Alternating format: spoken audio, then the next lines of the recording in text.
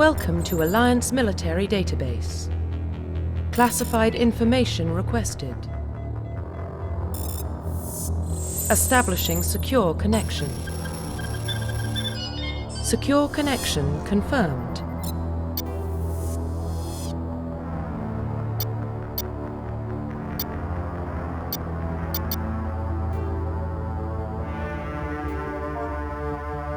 Please log in to access your profile.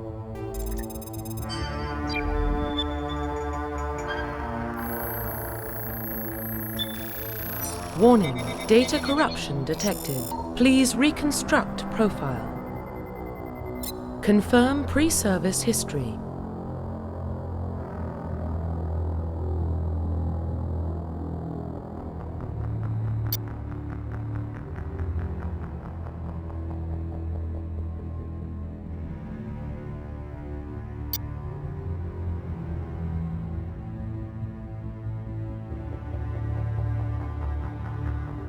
Confirm psychological profile.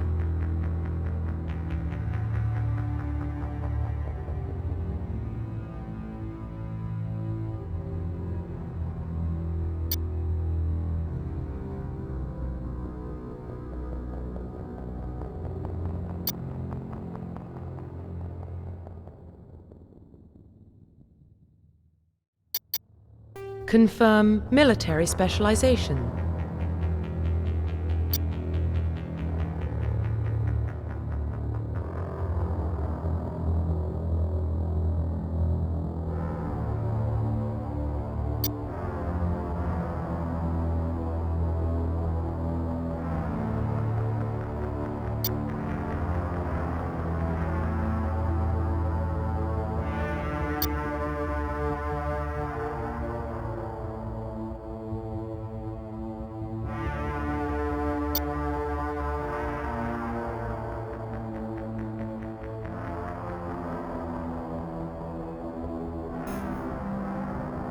Confirm facial identification. Profile reconstruction complete.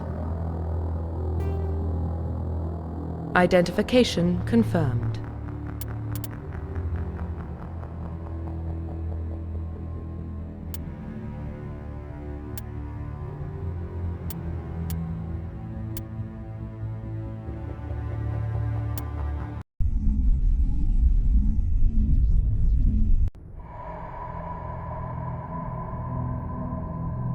Well, what about Shepard?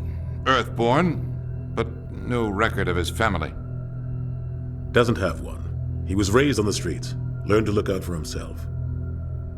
He saw his whole unit die on a cruise. He could have some serious emotional scars. Every soldier has scars. Shepard's a survivor. Is that the kind of person we want protecting the galaxy? That's the only kind of person who can protect the galaxy. I'll make the call.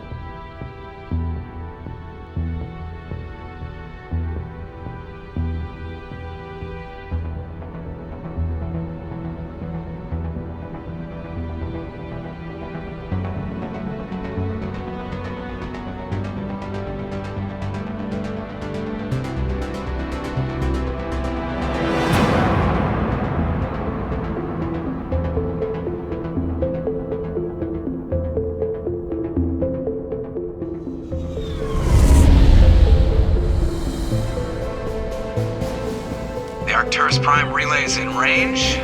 Initiating transmission sequence. Commander?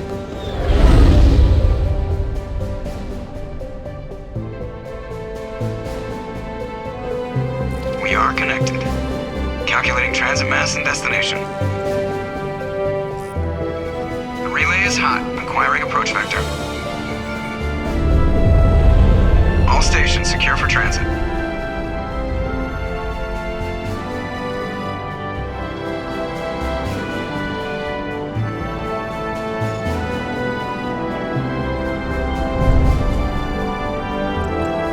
Green. Approach run has begun.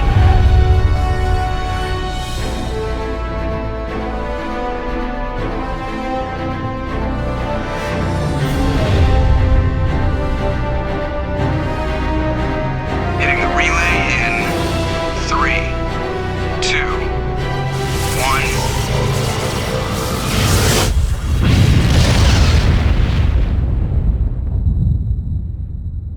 Thrusters, check. Navigation, check. Internal emission sync engaged. All systems online. Drift, just under 1500K. 1500 is good. Your captain will be pleased. I hate that guy. Nihilus gave you a compliment. So you hate him. You remember to zip up your jumpsuit on the way out of the bathroom? That's good. I just jumped us halfway across the galaxy and hit a target the size of a pinhead, so that's incredible. Besides, Spectres are trouble. I don't like having them on board. Call me paranoid. You're paranoid. The Council helped fund this project. They have a right to send someone to keep an eye on their investment. Yeah, that is the official story. But only an idiot believes the official story. They don't send Spectres on shakedown runs. So there's more going on here than the captain's letting on. Joker, status report. Just cleared the mass relay, Captain. Stealth systems engaged. Everything looks solid. Good. Find a comm buoy and link us into the network. I want mission reports relayed back to Alliance brass before we reach Eden Prime. Aye, aye, Captain. Better brace yourself, sir. I think Nihilus is headed your way. He's already here, Lieutenant. Tell Commander Shepard to meet me in the comm room for a debriefing. You get that, Commander? He sounds angry. Something must have gone wrong with the mission. Captain always sounds like that when he's talking to me. Can't possibly imagine why.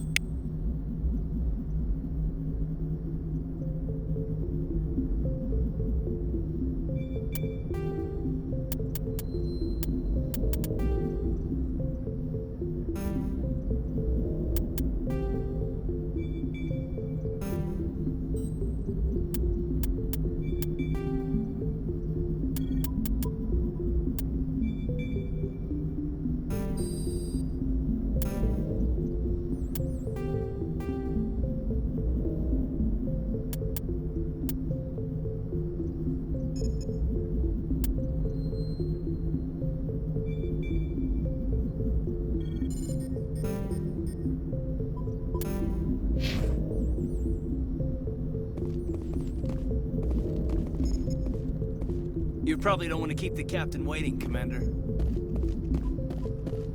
I'm telling you, I just saw him. He marched by like he was on a mission. He's a Spectre. They're always on a mission. And we're getting dragged, right along with him. Relax, Presley. You're gonna give yourself an ulcer.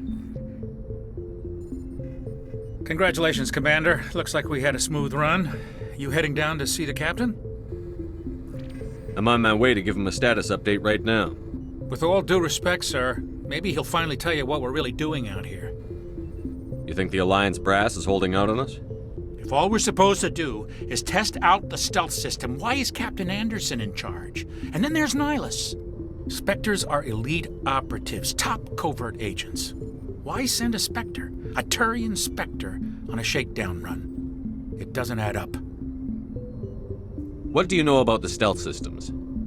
I just know it masks our location from scans and sensors. Cutting-edge technology. The Normandy's the only ship with this prototype drive.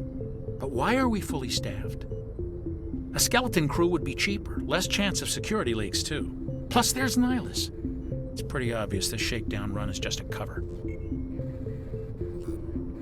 Do you have a problem with the captain?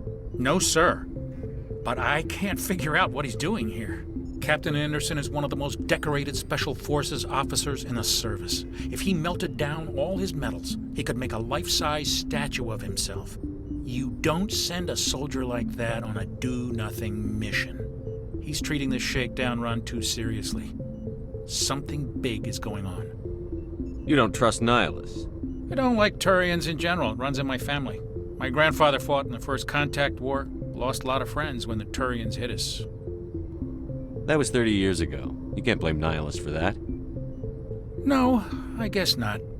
But it still makes me nervous to have a Spectre on board, especially a Turian. We're an Alliance vessel, human military, but Nihilus doesn't answer to the captain like the rest of us. Spectres operate outside the normal chain of command.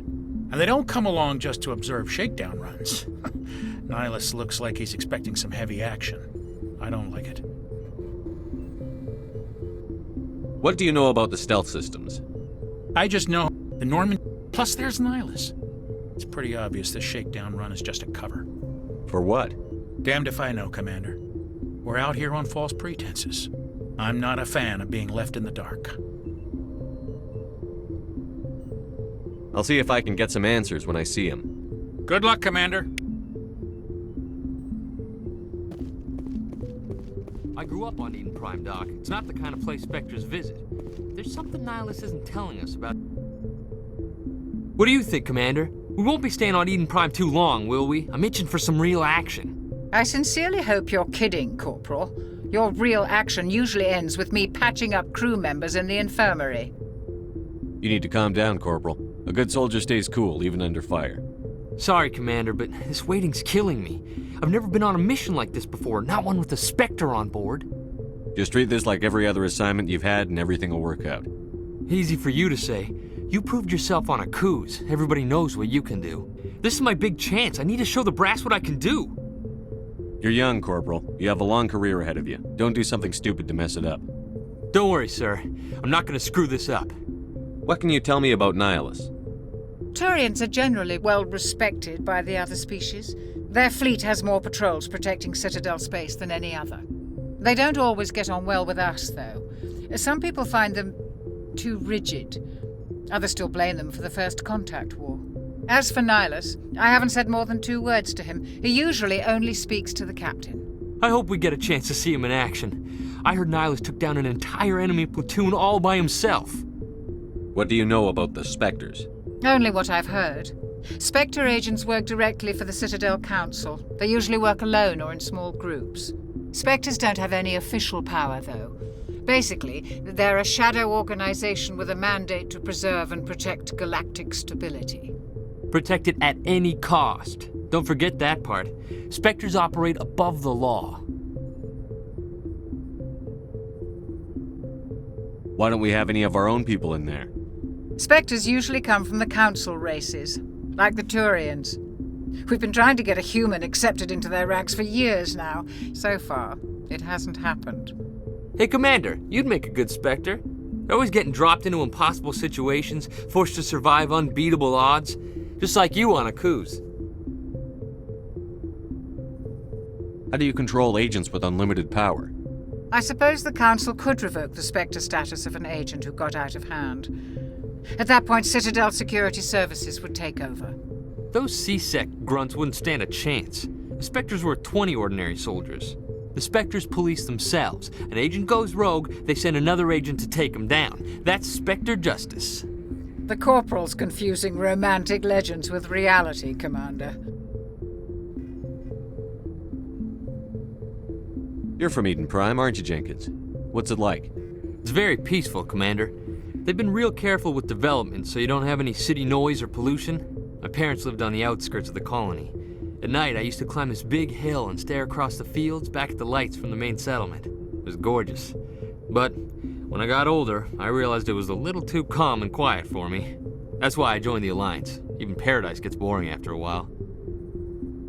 Any idea why Eden Prime was chosen as our destination? Not really sure, Commander. Eden Prime's one of our most stable colonies. Good place to take the Normandy for a shakedown run, I guess. No real danger there.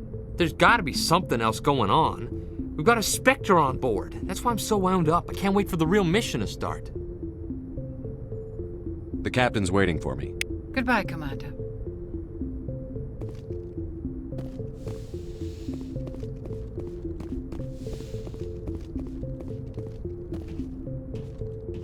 Commander Shepard, I was hoping you'd get here first. It will give us a chance to talk. The captain said he'd meet me here.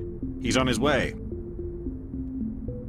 I'm interested in this world we're going to, Eden Prime. I've heard it's quite beautiful.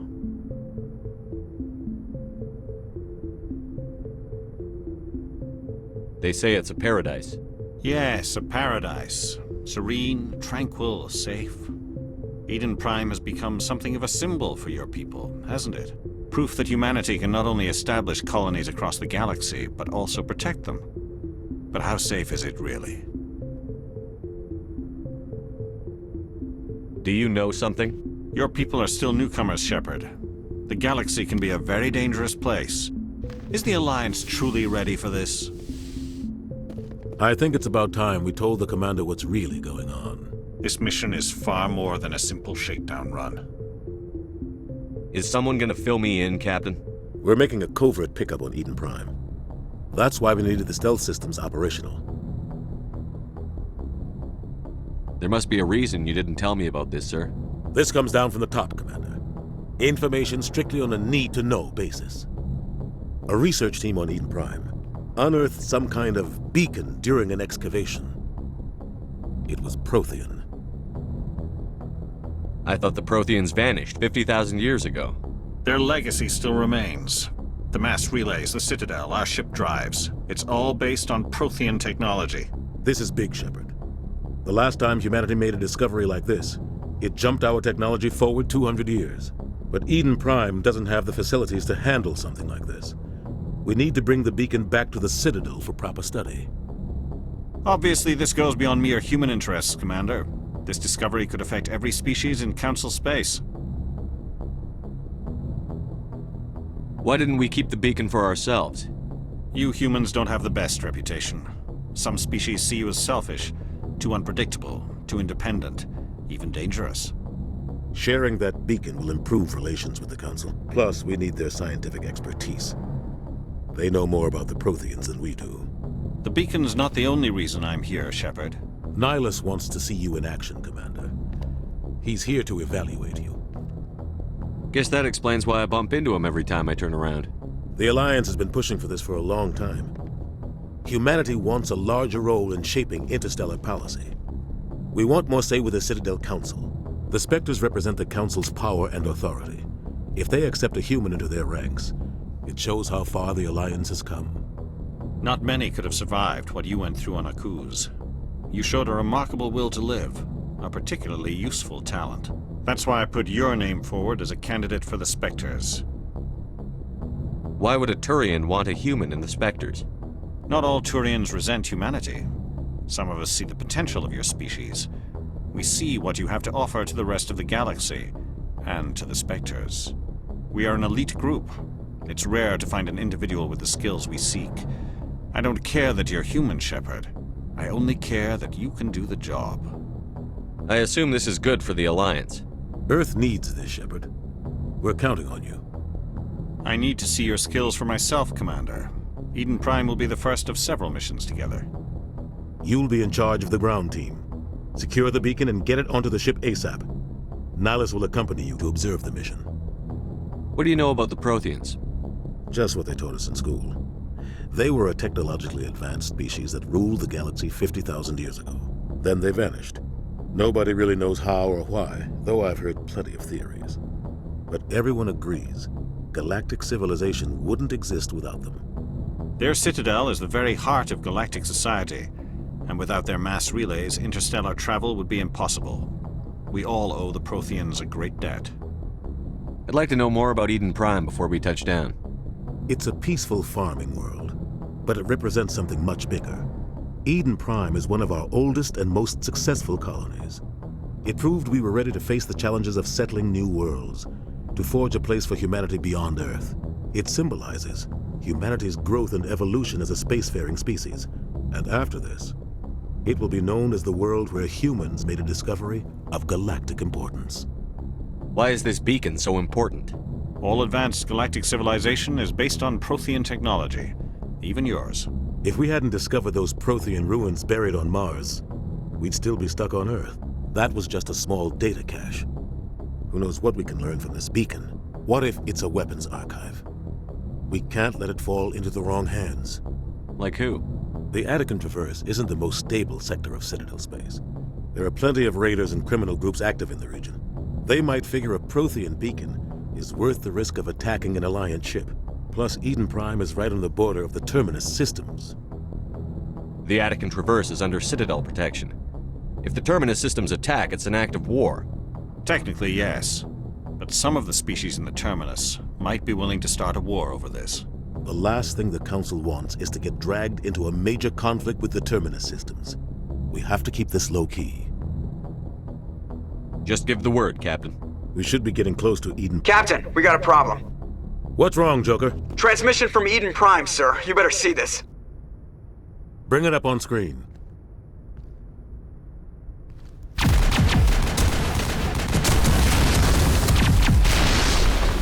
Get down!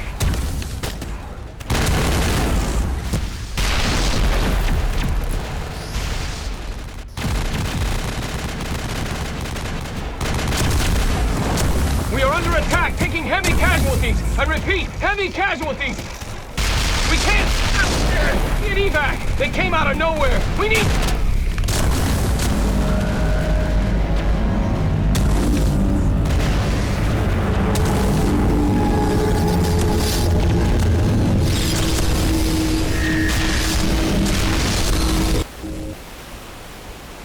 Everything cuts out after that. No comm traffic at all.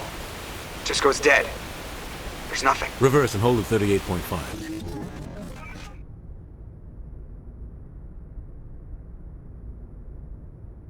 Status report.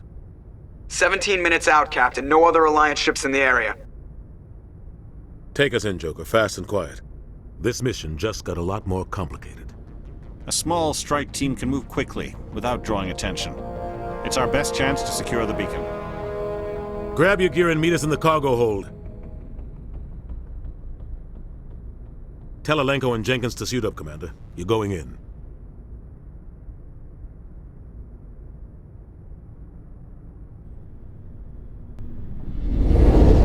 Engaging stealth systems. Somebody was doing some serious digging here, Captain. Your team's the muscle in this operation, Commander. Go in heavy and head straight for the dig site. What about survivors, Captain? Helping survivors is a secondary objective. The beacon's your top priority. Approaching drop point 1. Nihilus, you coming with us? I move faster on my own. Nihilus will scout out ahead. He'll feed you status reports throughout the mission. Otherwise, I want radio silence. We've got his back, Captain. The mission's yours now, Shepard. Good luck! We are approaching drop point 2.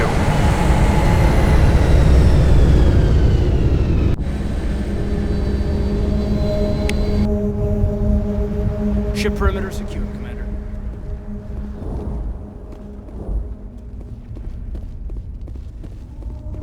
This place got hit hard, Commander.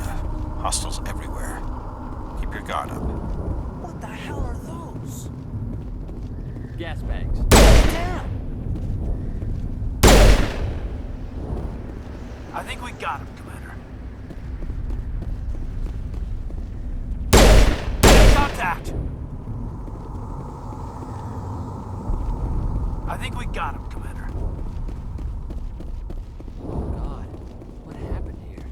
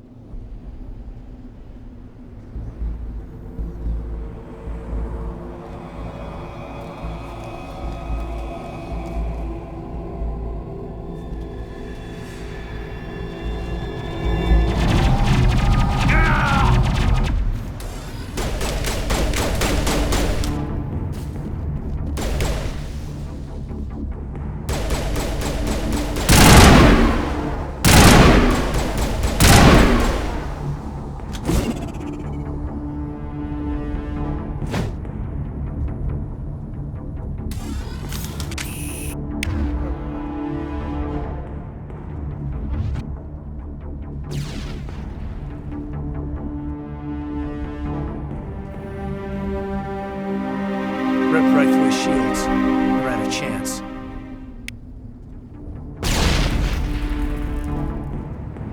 We'll see that he receives a proper service once the mission is complete.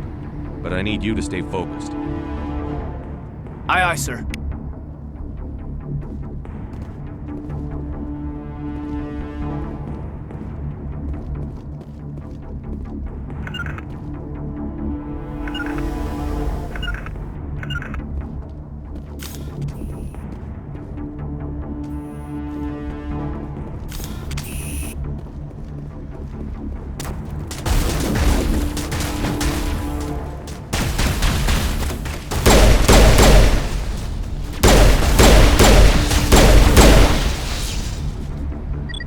burned out buildings here, Shepard.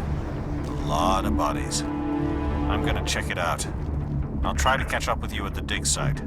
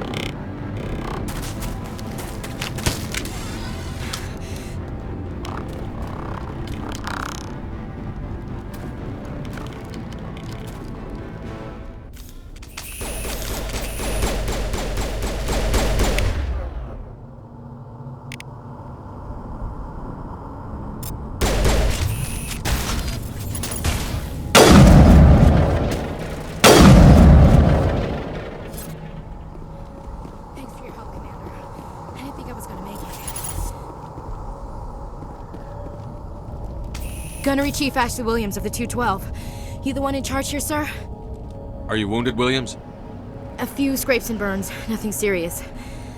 The others weren't so lucky.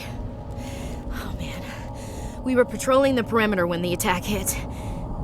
We tried to get off a distress call, but they cut off our communications. I've been fighting for my life ever since. Where's the rest of your squad? We tried to double back to the beacon, but we walked into an ambush. I don't think any of the others... I think I'm the only one left. This isn't your fault, Williams. You couldn't have done anything to save them. Yes, sir. We held our position as long as we could, until the Geth overwhelmed us. The Geth haven't been seen outside the Veil in nearly 200 years. Why are they here now? They must have come for the beacon. The dig site is close, just over that rise. It might still be there. We could use your help, Williams. Aye, aye, sir. It's time for payback. What else do you know about the Geth? Just what I remember from history class back in school. They're synthetics, non-organic life forms with limited AI programming, created by the Quarians a few centuries ago. They were supposed to be a source of cheap labor, but ended up turning on the Quarians and drove them into exile. Well, after that, they just kind of disappeared behind the Perseus Veil. Nobody's really heard much from them since. Tell me everything you know about the beacon. They were doing some digging out here to extend the monorail and expand the colony. A few weeks ago, they unearthed some Prothean ruins, and the beacon. Suddenly, every scientific expert in the colony was interested. That's when they brought us in to secure the site. I don't know much about the beacon itself, but I heard one of the researchers say this could be the biggest scientific discovery of the century. What happened to the researchers at the dig site? I don't know. They set up camp near the beacon. The 232 was with them. Maybe their unit fared better than mine. Describe what happened leading up to the attack. We were sent out a couple of nights ago from the main colony to secure the area. Seemed like a routine patrol, until the Geth hit us. We never knew they were coming. What happened to the researchers at the dig site? I don't know. They set up camp near the beacon. The 232 was with them. Maybe their unit fared better than mine. Have you seen a Turian Spectre around here? There aren't any Turians on Eden Prime. None that I've ever met. Not sure I'd be able to tell if one was a Spectre anyway. If you saw this guy, you'd know. Carries enough firepower to wipe out a whole platoon. Luckily, he's on our side. Sorry. Like I said, no Turians. Move out.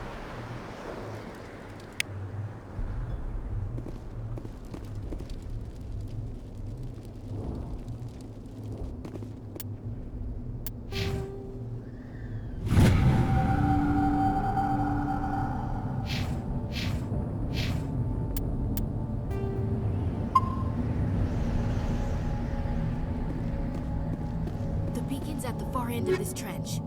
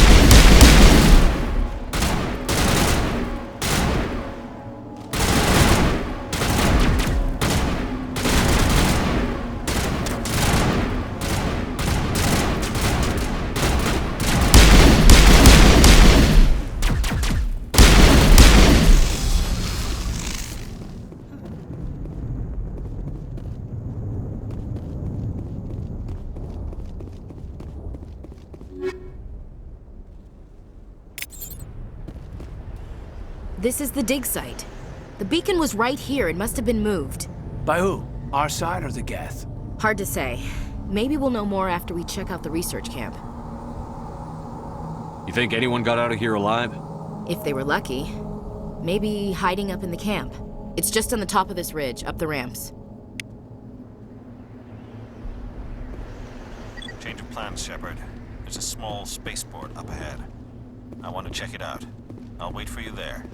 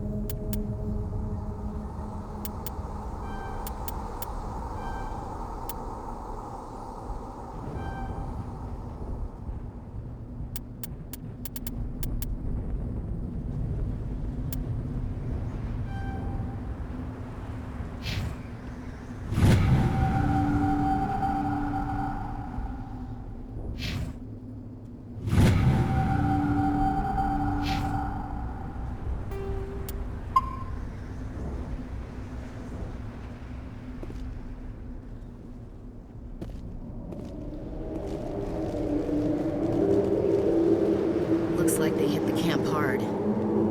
It's a good place for an ambush. Keep your guard up.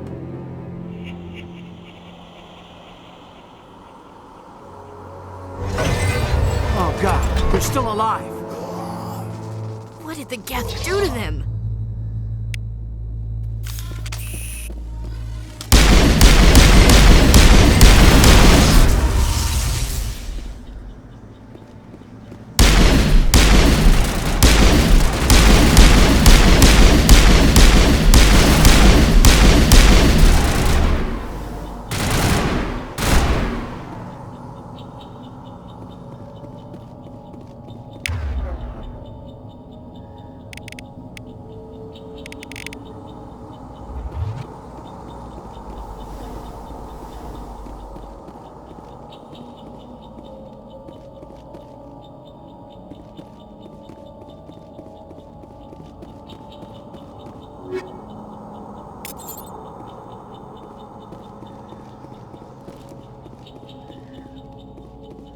That door, it's closed. Security lock's engaged.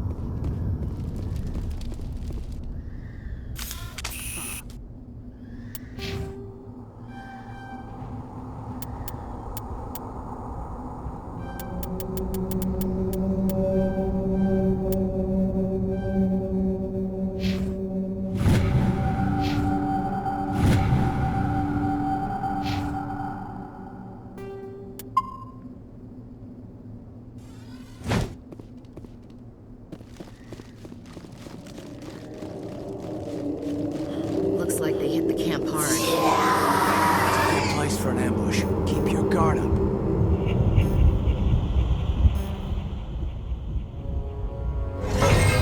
Oh god, they're still alive! What did the Geth do to them?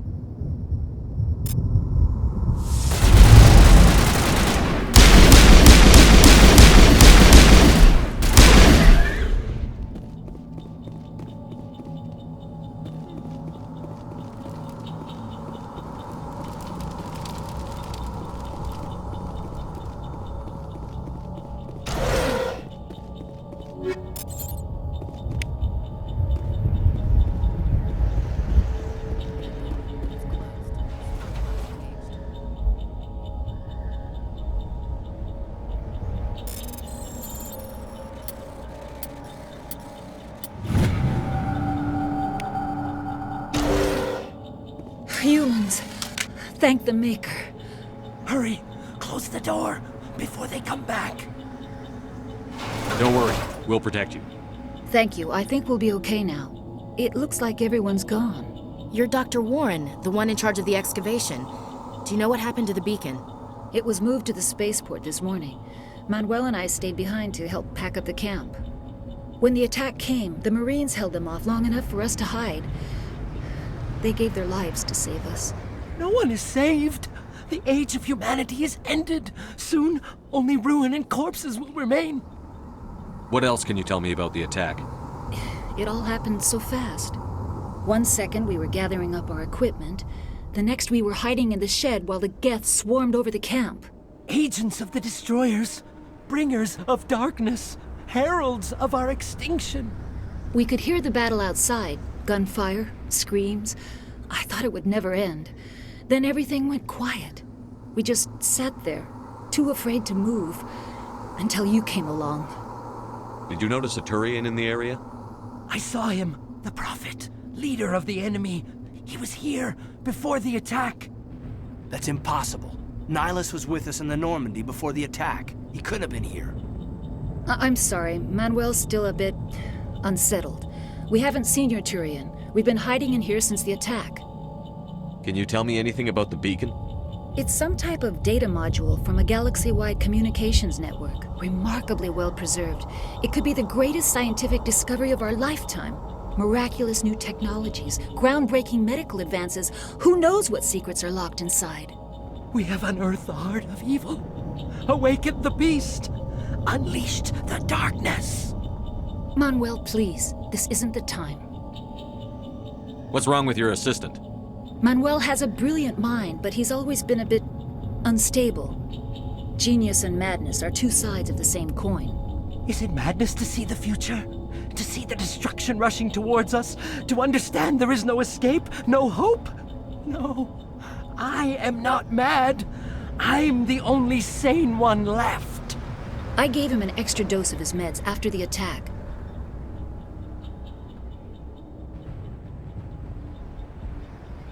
Williams, take us to the spaceport. You can't stop it. Nobody can stop it.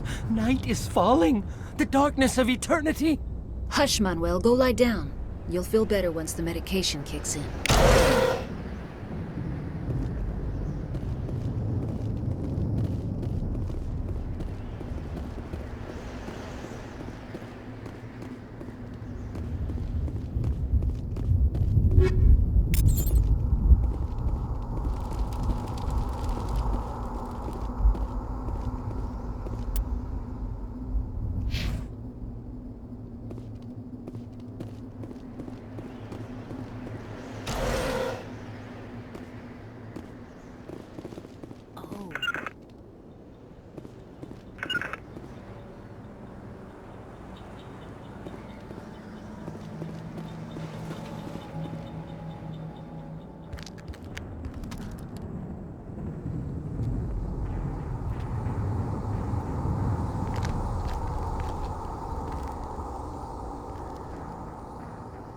Saren.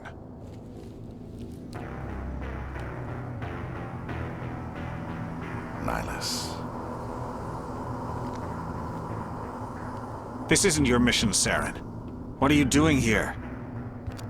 The Council thought you could use some help on this one. I wasn't expecting to find the Geth here. The situation's bad. Don't worry. I've got it under control.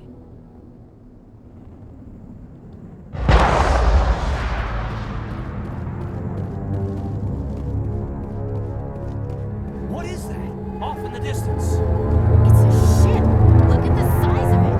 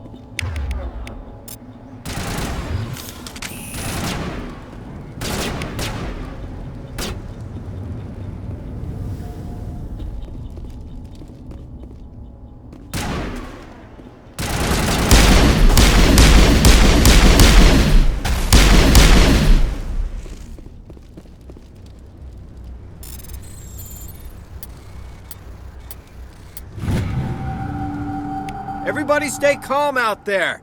We're coming out, we're not armed. Is it safe? Are they gone? You're okay now. Nobody's gonna hurt you.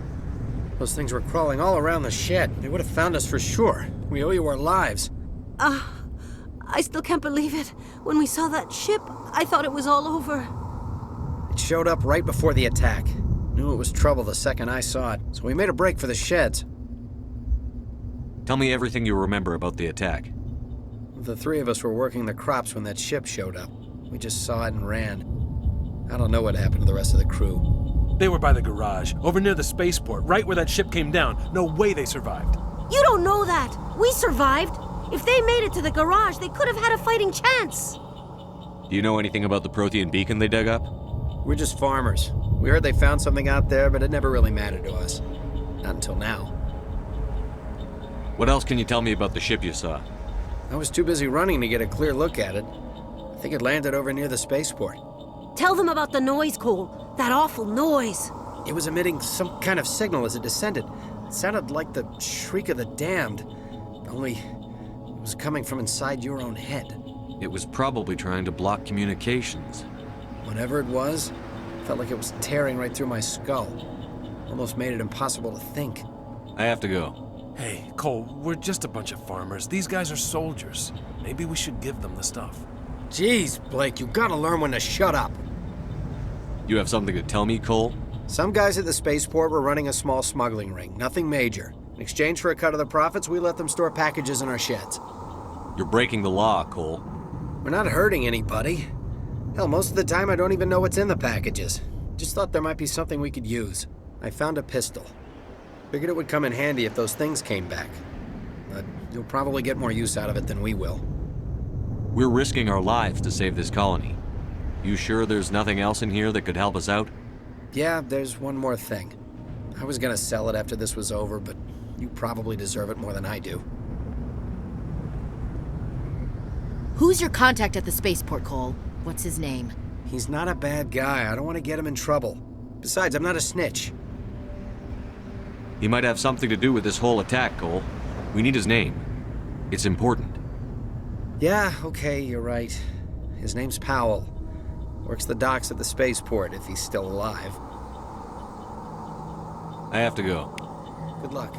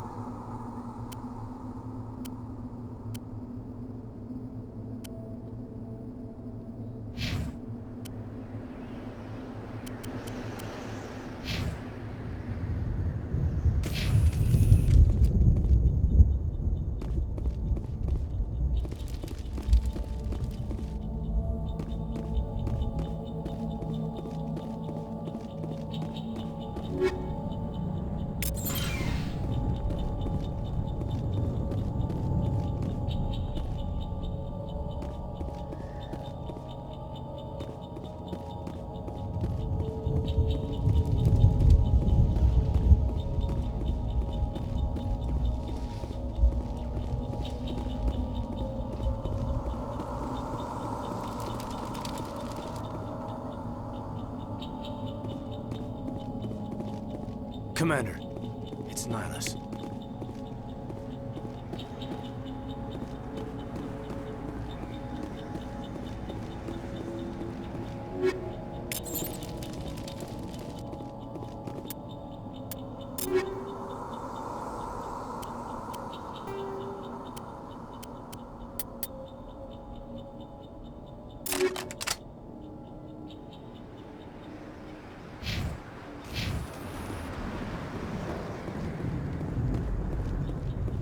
Something's moving, over behind those crates.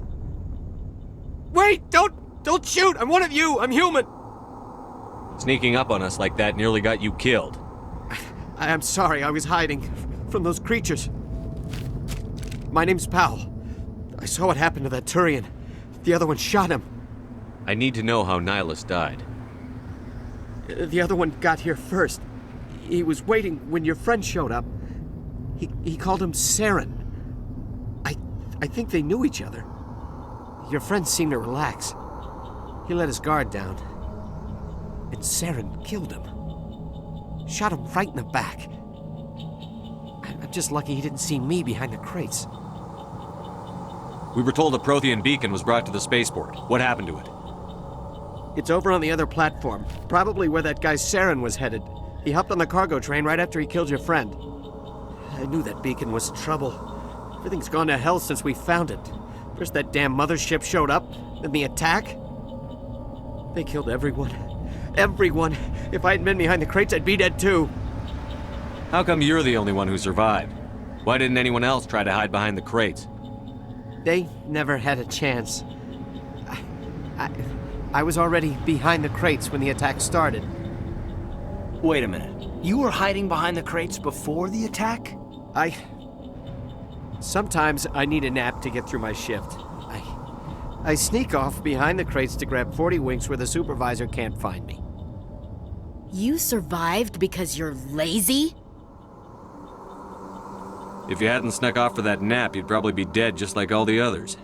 Yeah, I guess. I don't really want to think about it. Tell me about the Geth attack. It was quick. 1 minute that ship was descending, the next, those Geth were swarming over the platform, thousands of them. They must have been inside that mothership. They shot anything that moved. It was a massacre. Tell me about this mothership you saw. I've never seen anything like it before. It was huge. Landed over near that platform. The whole place got dark as it came down. And it was making this noise, this sound that bored right into your brain. That's what woke me up. The attack came a few minutes later. You're Cole's contact here on the docks for the smuggling ring. What? No! I mean, what does it matter now? So I'm a smuggler, who cares? My supervisor's dead, the entire crew's dead. Doesn't matter now, does it? Anything hidden nearby that we could use against the Geth? A shipment of grenades came through last week. Nobody notices if a few small pieces go missing from the military orders. You greedy son of a bitch. We're out here trying to protect your sorry ass, and all you can think about is how you can rip us off? I never thought you'd actually need those grenades. Who'd want to attack Eden Prime? We're just a bunch of farmers. How was I supposed to know? Forget about him. He's not worth it. You're lucky the commander's here, pal. Hand over those grenades. They're yours. Take them. My smuggling days are over, I swear. A lot of Marines died here, Powell. Those grenades could have come in handy. If I were you, I'd think of some way to make it up to them. Yeah, okay. There is something else I was saving. Could be worth a fortune. Experimental technology, top of the line. Take it. I don't need it. I didn't want anyone to get hurt. Really, I'm sorry. We need to find that beacon before it's too late. Take the cargo train. That's where the other Turian went. I can't stay here. I need to get away from all this.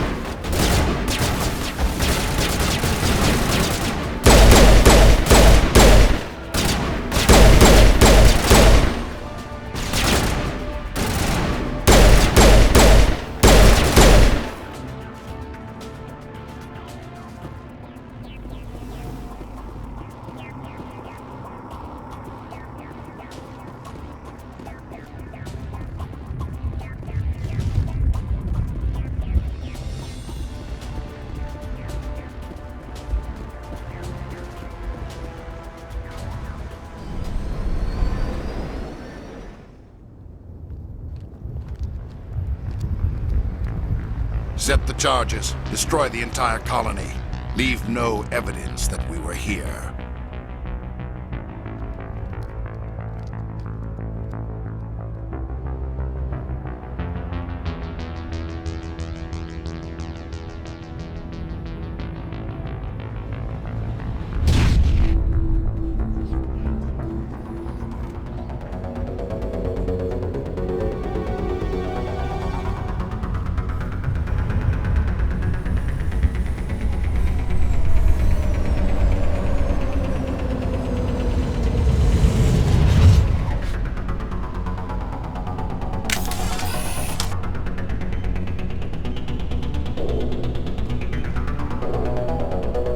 Demolition charges. The Geth must have planted them. Hurry! We need to find them all and shut them down.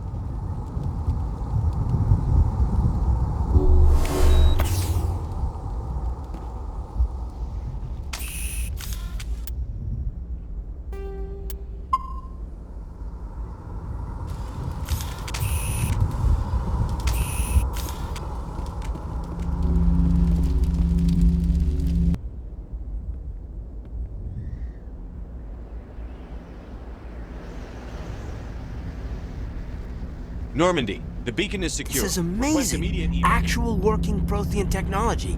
Unbelievable. It wasn't doing anything like that when they dug it up. Something must have activated it. Roger, Normandy. Standing by.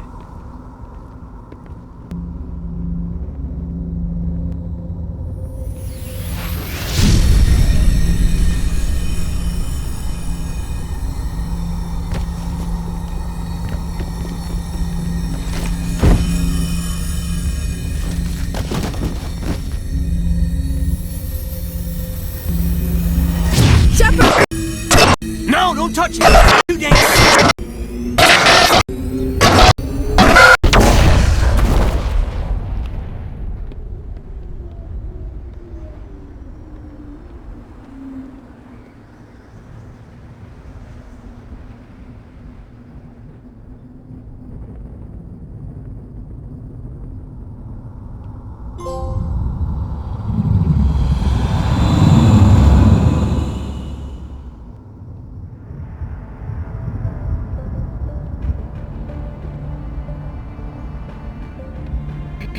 We identified the ship that touched down on Eden Prime.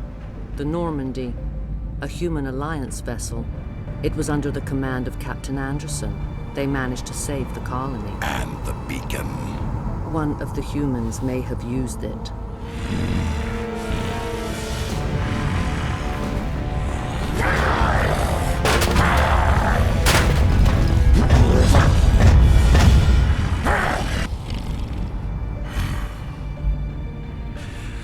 This human must be eliminated.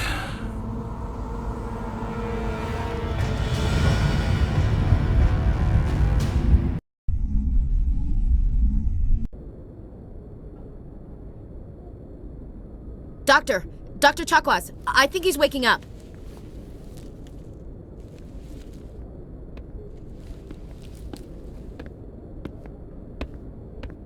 You had us worried there, Shepard. How are you feeling? Minor throbbing. Nothing serious. How long was I out? About 15 hours. Something happened down there with the beacon, I think. It's my fault. I must have triggered some kind of security field when I approached it. You had to push me out of the way. You had no way to know what would happen. Actually, we don't even know if that's what set it off. Unfortunately, we'll never get the chance to find out. The beacon exploded. A system overload, maybe. The blast knocked you cold. The lieutenant and I carried you back here to the ship. I appreciate it. Physically, you're fine. but I detected some unusual brain activity, abnormal beta waves. I also noticed an increase in your rapid eye movement, signs typically associated with intense dreaming. I saw... I'm not sure what I saw. Death? Destruction? Nothing's really clear. I better add this to my report. It may... Oh, Captain Anderson. How's our XO holding up, Doctor? Well, all the readings look normal. I'd say the commander's going to be fine. Glad to hear it. Shepard, I need to speak with you. In private. Aye, aye, Captain. I'll be in the mess if you need me. Sounds like that beacon hit you pretty hard, Commander. Are you sure you're okay? I don't like soldiers dying under my command. Jenkins wasn't your fault. You did a good job, Shepard. Chief Williams isn't part of the Normandy crew. I figured we could use a soldier like her. She's been reassigned to the Normandy. Williams is a good soldier. She deserves it. Lieutenant Alenko agrees with you. That's why I added her to our crew. Intel dropped the ball, sir. We had no idea what we were walking into down there. That's why things went to hell. The Geth haven't been outside the Veil in 2 centuries, Commander. Nobody could have predicted this. You said you needed to see me in private, Captain? I won't lie to you, Shepard. Things look bad. Nihilus is dead. The beacon was destroyed and Geth are invading. The Council's going to want answers. I didn't do anything wrong, Captain. Hopefully the Council can see that. I'll stand behind you and your report, Shepard. You're a damned hero in my books. That's not why I'm here. It's Saren, that other Turian. Saren's a Spectre, one of the best, a living legend. But if he's working with the Geth, it means he's gone rogue. A rogue Spectre's trouble. Saren's dangerous, and he hates humans. Why? He thinks we're growing too fast, taking over the galaxy. A lot of aliens think that way. Most of them don't do anything about it. But Saren has allied himself with the Geth. I don't know how, I don't know why. I only know it had something to do with that beacon. You were there just before that beacon self-destructed. Did you see anything? Any clue that might tell us what Saren was after? Just before I lost consciousness, I had some kind of vision. A vision? A vision of what?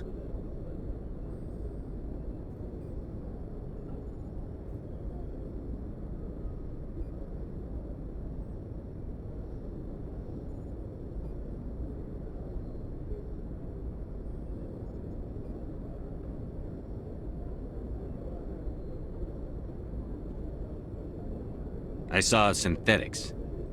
Geth, maybe. Slaughtering people. Butchering them. We need to report this to the Council, Shepard. What are we gonna tell them? I had a bad dream? We don't know what information was stored in that beacon. Lost Prothean technology? Blueprints for some ancient weapon of mass destruction? Whatever it was. Saren took it. But I know Saren. I know his reputation is politics. He believes humans are a blight on the galaxy. This attack was an act of war. He has the secrets from the beacon. He has an army of Geth at his command, and he won't stop until he's wiped humanity from the face of the galaxy. I'll find some way to take him down. It's not that easy. He's a Spectre. He can go anywhere, do almost anything. That's why we need the Council on our side. We prove Saren's gone rogue, and the Council will revoke his Spectre status. I'll contact the Ambassador and see if he can get us an audience with the Council. He'll want to see us as soon as we reach the Citadel. We should be getting close. Head up to the bridge and tell Joker to bring us into dock.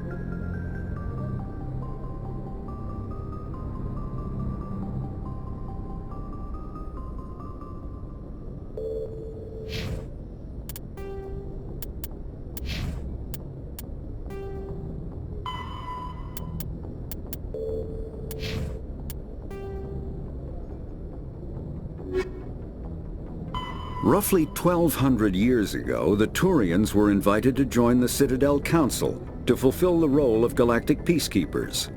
The Turians have the largest fleet in Citadel space, and they make up the single largest portion of the Council's military forces. As their territory and influence has spread, the Turians have come to rely on the Solarians for military intelligence and the Asari for diplomacy.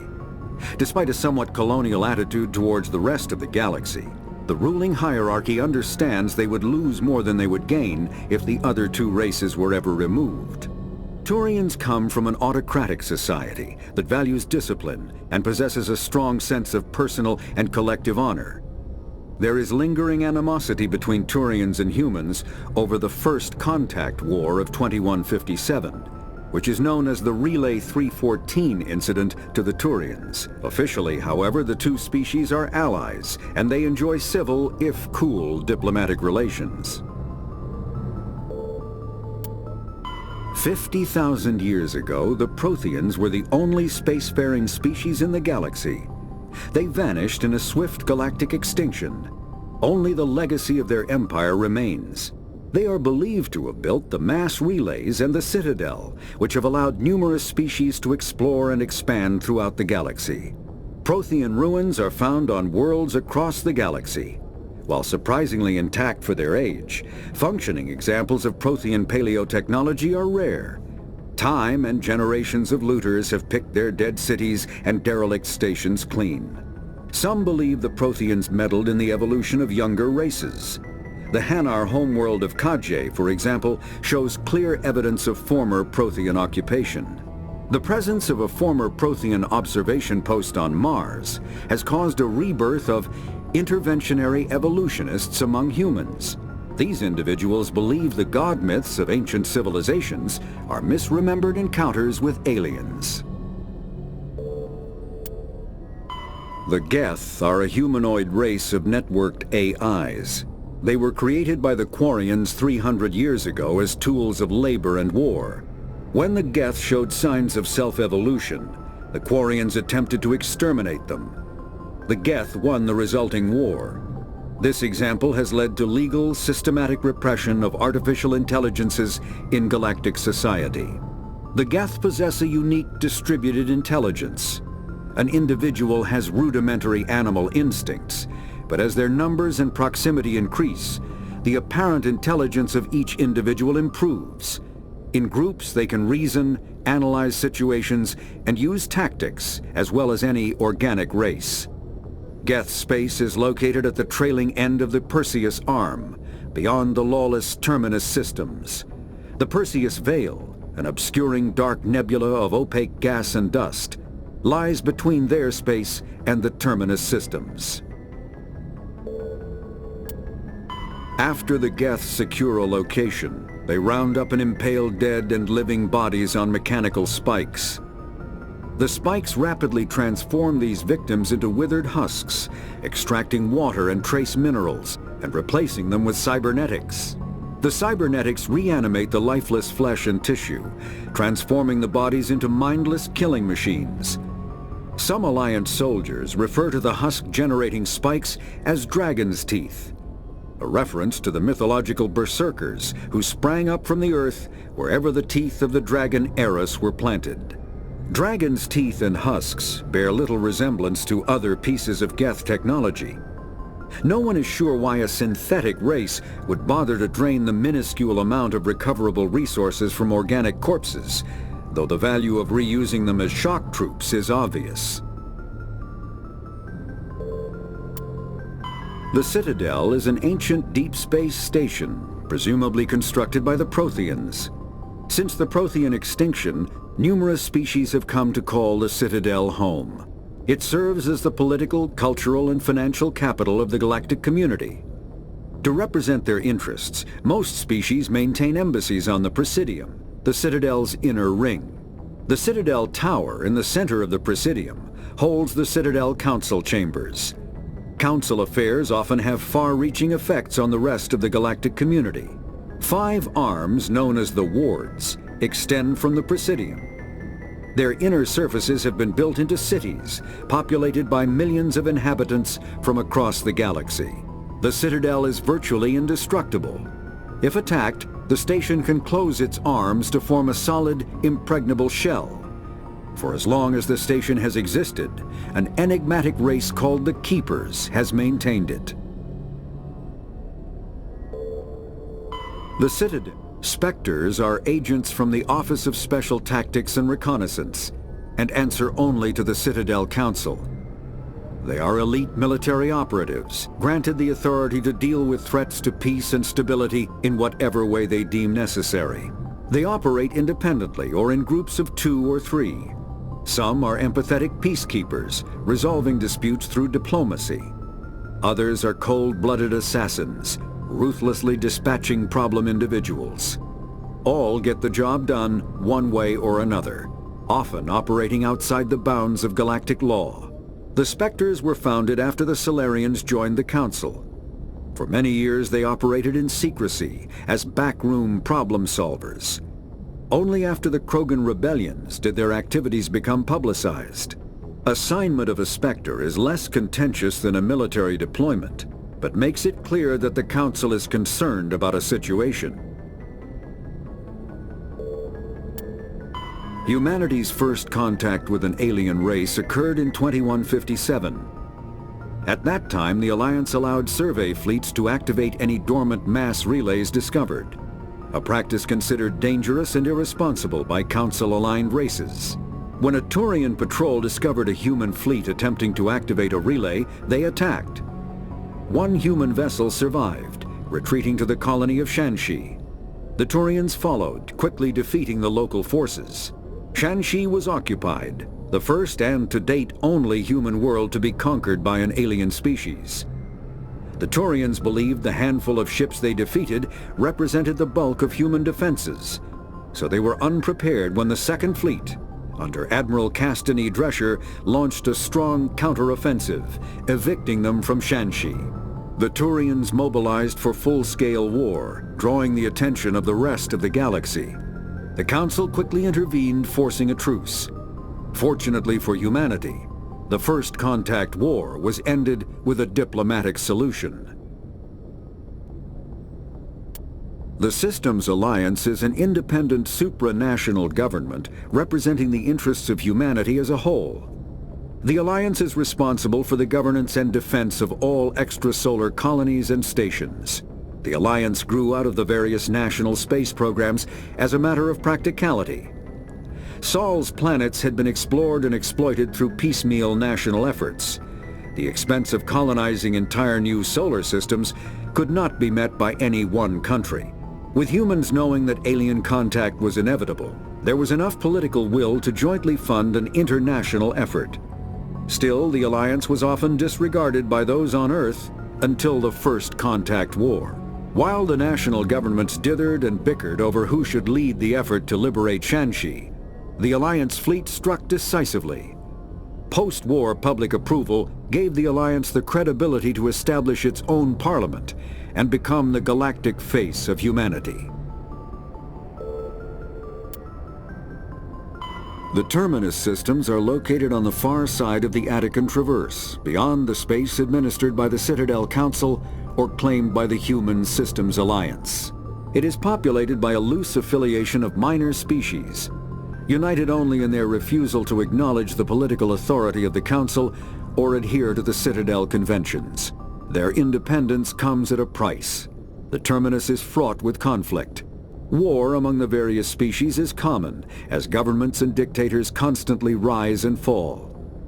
The region is a haven for illegal activities, particularly piracy and the slave trade. At least once a year, a fleet from the Terminus invades the nearby Attican Traverse. These attacks are typically small raids against poorly defended colonies. The Council rarely retaliates, as sending patrols into the Terminus systems could unify the disparate species against their common foe, triggering a long and costly war. Combat hard suits use a dual-layer system to protect the wearer. The inner layer consists of fabric armor with kinetic padding. Areas that don't need to be flexible, such as the chest or shins, are reinforced with sheets of lightweight ablative ceramic. The outer layer consists of automatically generated kinetic barriers. Objects traveling above a certain speed will trigger the barrier's reflex system and be deflected, provided there is enough energy left in the shield's power cell. Armored hardsuits are sealable to protect the wearer from extremes of temperature and atmosphere. Standard equipment includes an onboard mini-frame and a communications, navigation, and sensing suite. The mini-frame is designed to accept and display data from a weapon's smart targeting system to make it easier to locate and eliminate enemies. Kinetic barriers, more commonly called shields, provide protection against most mass accelerator weapons. Whether on a starship or a soldier's suit of armor, the basic principle remains the same. Kinetic barriers are repulsive mass effect fields, projected from tiny emitters. These shields safely deflect small objects traveling at rapid velocities. This affords protection from bullets and other dangerous projectiles, but still allows the user to sit down without knocking away their chair. The shielding afforded by kinetic barriers does not protect against extremes of temperature, toxins, or radiation.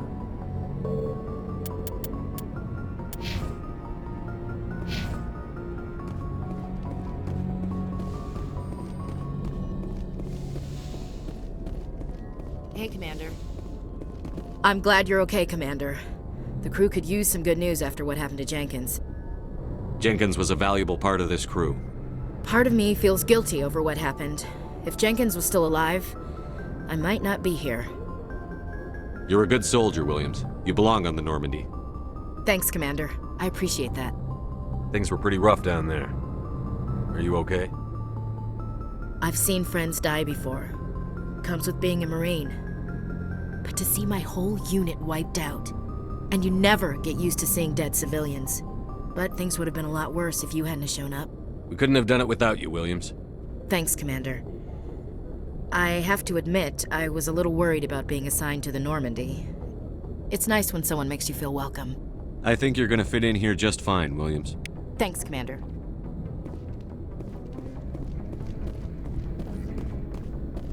Glad to see you're okay, Commander. Glad to see you're okay, Commander.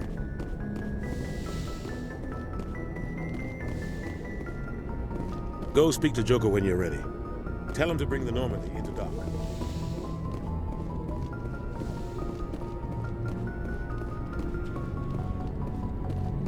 Yes, Commander? Is there something you need? How did you end up serving on an Alliance ship? I enlisted right out of med school. Earth always seemed boring to me. Too safe, too secure. I figured the colonies were teeming with exotic adventure. I wanted to travel the stars, tending the wounds of tough soldiers with piercing eyes and sensitive souls. Turns out military life isn't quite as romantic as I'd imagined. But humanity needs the Alliance if we want to keep expanding through the Traverse, and the Alliance always needs good doctors. So I stayed on to do my part. Ever think you made the wrong choice? Sometimes I think about opening a private practice back on Earth, or maybe taking a position at one of the new med centers out in the colonies. But there's something special about working on soldiers. If I left the Alliance now, I'd feel like I was abandoning them. What do you know about Captain Anderson? I've served with him for a few tours now. He knows when to let things slide and when to crack the whip. The crew knows he's seen pretty much anything they'll ever run into. And he cares about the people under his command. How well do you know the Lieutenant? I'd never worked with him before this mission. But he has an impressive service record, over a dozen special commendations. Tends to keep to himself, though. Maybe because of the headaches. It's not easy being an L2. What does that have to do with it? Well, most biotics now use the L3 implants. Lieutenant Alenko was wired with the old L2 configuration. Sometimes there are complications. What kind of complications? Severe mental disabilities, insanity, crippling physical pain. There's a long list of horrific side effects. Caden's lucky. He just gets migraines. I should go. Goodbye, Commander.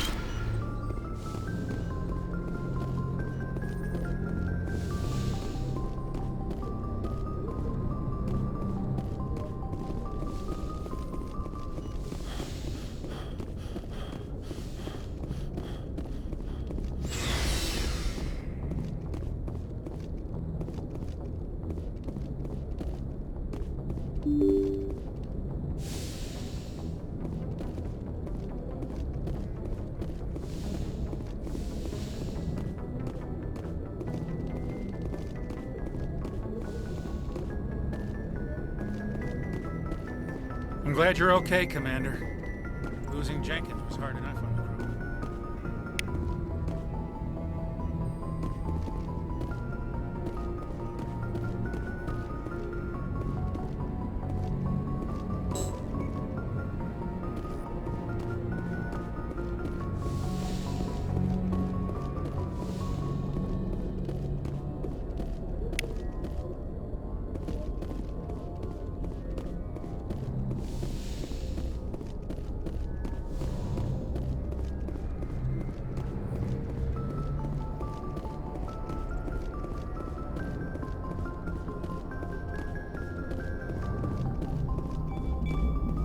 Good timing, Commander. I was just about to bring us into the Citadel. See that taxpayer money at work.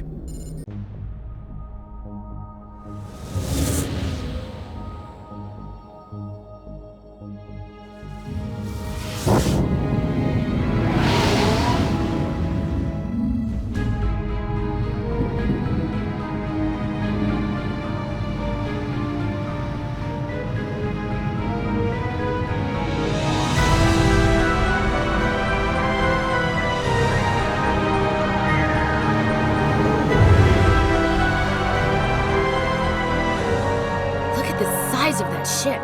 The Ascension, flagship of the Citadel fleet. Well, size isn't everything. Why so touchy, Joker? I'm just saying you need firepower, too. Look at that monster. Its main gun could rip through the barriers in any ship in the Alliance fleet. Good thing it's on our side, then.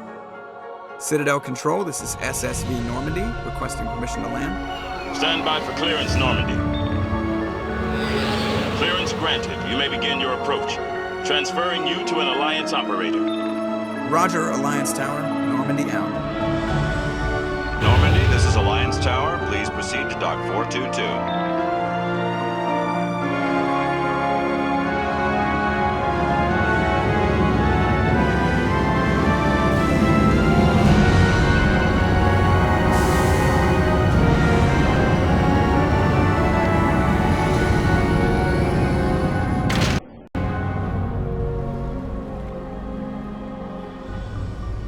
This is an outrage! The Council would step in if the Geth attacked a Turian colony? The Turians don't found colonies on the borders of the Terminus systems, Ambassador. Humanity was well aware of the risks when you went into the Traverse. What about Saren? You can't just ignore a rogue Spectre. I demand action! You don't get to make demands of the Council, Ambassador. Citadel Security is investigating your charges against Saren. We will discuss the CSEC findings at the hearing, not before. Captain Anderson, I see you brought half your crew with you. Just the ground team from Eden Prime, in case you had any questions. I have the mission reports. I assume they're accurate? They are. Sounds like you convinced the Council to give us an audience. They were not happy about it. Saren's their top agent. They don't like him being accused of treason. Saren's a threat to every human colony out there. He needs to be stopped. The Council has to listen to us. Settle down, Commander. You've already done more than enough to jeopardize your candidacy for the Spectres. The mission on Eden Prime was a chance to prove you could get the job done. Instead, Nihilus ended up dead and the beacon was destroyed. That's Saren's fault, not his. Then we better hope the CSEC investigation turns up evidence to support our accusations. Otherwise, the Council might use this as an excuse to keep you out of the Spectres. Come with me, Captain. I want to go over a few things before the hearing. Shepard, you and the others can meet us at the Citadel Tower, top level. I'll make sure you have clearance to get in.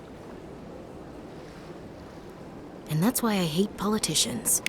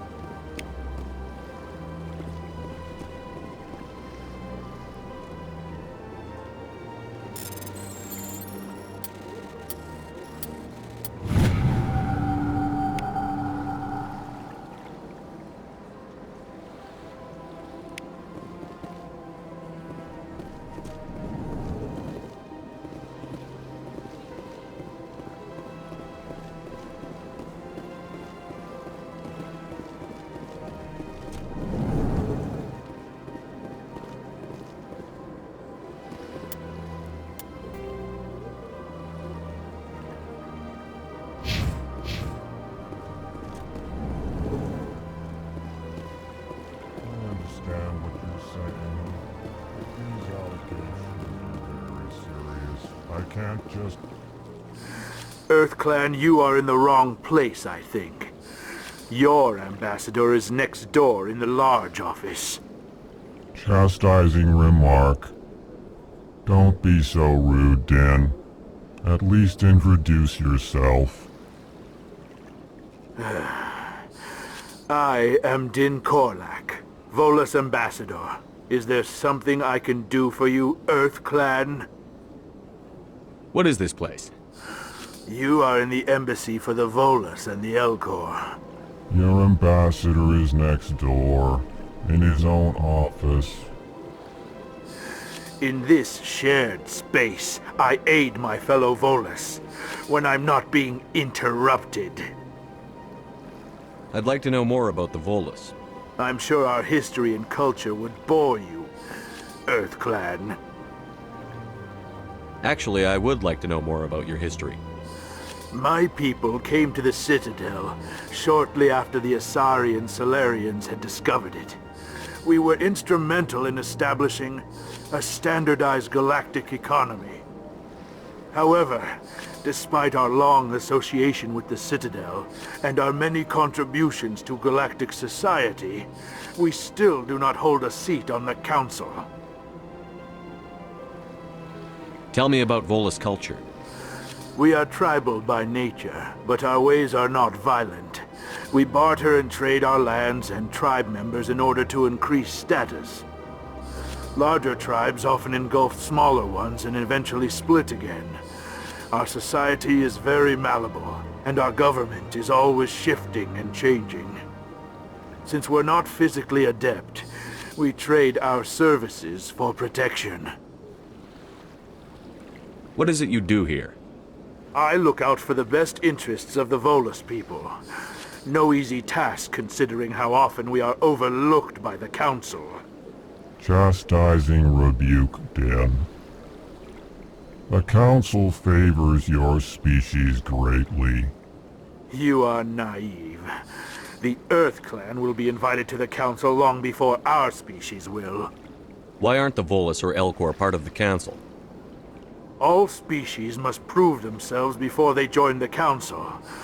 All but the EarthClans, it would seem. Dismissive. Ignore the Volus ambassador, human. He is incorrect in his assessment. Really? How long have we been waiting? How long do you think we'll continue to wait? Bah, this talk is wasted on the humans. You seem to have a bit of a chip on your shoulder, Din. You humans are new to the Citadel, and yet the Council has granted you great favor. Chastising rebuke, Din. Your species has always been granted many concessions. Volus territory has expanded tenfold since coming to the Citadel. Details. We still have no real say in the decisions that affect Citadel space. Goodbye, Ambassador. Yes, yes. Good day, EarthClan. Pleased greeting. Human, it is always good to see your kind. I am Ambassador Kalen. Genuine query. Is there something I can do for you this day? Why do you explain what you're about to say? Our people communicate less through words and more through scent and slight movements. Plainly, we discovered our vocal expression was not enough to convey the feelings of our conversations to other species. Why do you bother, Kalen? These EarthClan don't really care about our ways. Remorseful response, Din. You don't truly believe that, and if you do, I am very sorry for you. Tell me more about your species. Genuine enthusiasm. I delight in telling the history of my people. It is agreeable to share our culture with others. Tell me about the history and origins of the Elcor. The Elcor were just beginning to explore Council space when the Asari first made contact with us. With their help, we discovered the relay closest to our system, and from there the Citadel. Proudly, within one lifetime we established a regular route to the Citadel, and quickly became one of the more active species living on this great station. I'd like to know more about the culture of the Elcor. Frankly, we Elcor prefer the safety and familiarity of our own colonies to the confines of space travel. Our society is built on small, tight-knit groups.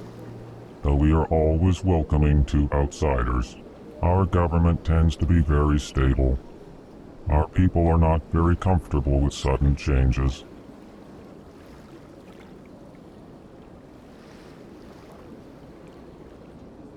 What do you do here?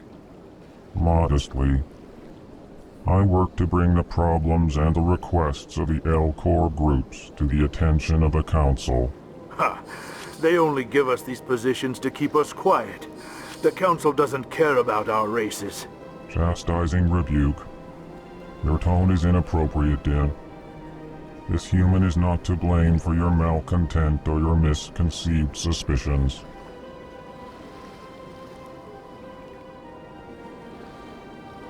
Goodbye, Ambassador. Sincere farewell. Good day to you, human. And hello there, human. Sincere apology, but I am here on business and cannot be distracted right now. You seem distressed. Is there something I can do to help? Alarmed response. You overheard that, did you? This is all going so wrong, and it is the Asari consort's fault. She's the one who started all this. What did this Asari do to get you so upset? I cannot speak more about this problem. It is too sensitive. Suffice it to say, she has compromised my authority as a diplomat. Where can I find this Asari consort? She is across the bridge from here. Her offices are easy enough to spot. Good day, human.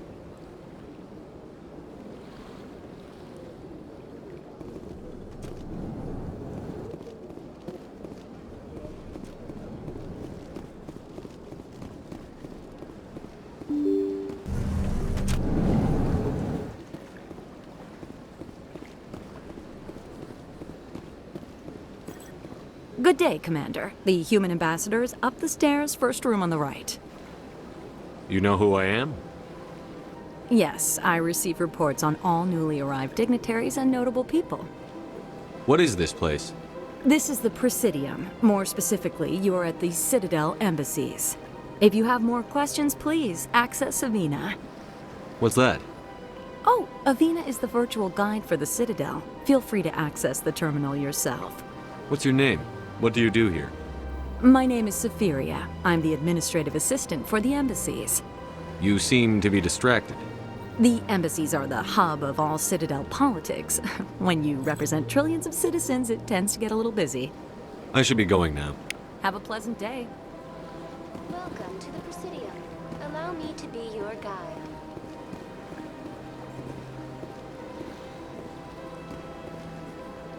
Greetings and welcome to the Presidium. My name is Avina, and I am pleased to be your virtual guide throughout this level of the Citadel space station. So are you a person or a program? I am a fully interactive virtual intelligence, programmed to provide spontaneous guidance at predetermined locations of interest throughout this level of the Citadel. I may also be contacted through any of the Presidium VI terminals, should you require assistance. Give me the tour. You are standing at Presidium Tourism Terminal 1.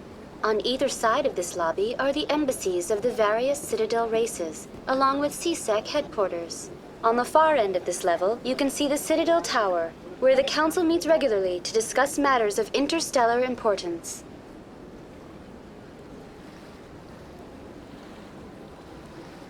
I want to know more about Citadel security. Citadel security serves as law enforcement for all regions of the Citadel, though the majority of officers serve in the wards. Executor Palin, a Turian, is the current head of CSEC, but individuals from virtually every species across Citadel space serve as officers beneath him. If you wish to learn more, Executor Palin's office is located in the CSEC headquarters just across the lobby.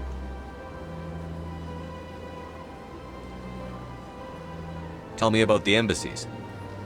Each species in Citadel space important enough to be consulted on matters of galactic politics maintains an embassy on the Presidium.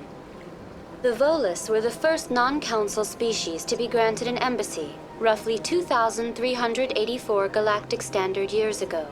As Citadel space has expanded, more embassies have been added. The most recently added embassy belongs to your own species, humanity.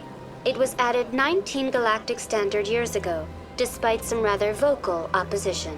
Why were people trying to keep my species out? Some species felt humanity was given preferential treatment. It often takes a century or more before a new species is granted an embassy.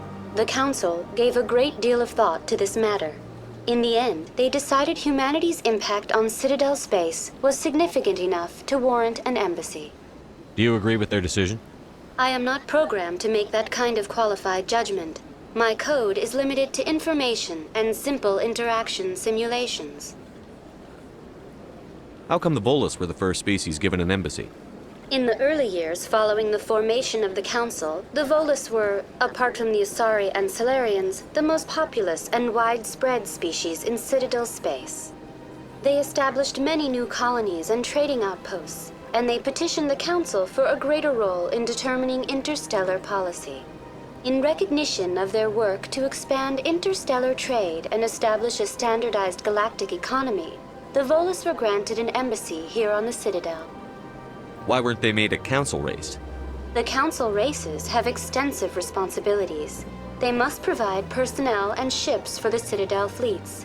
They often provide economic aid in times of disaster.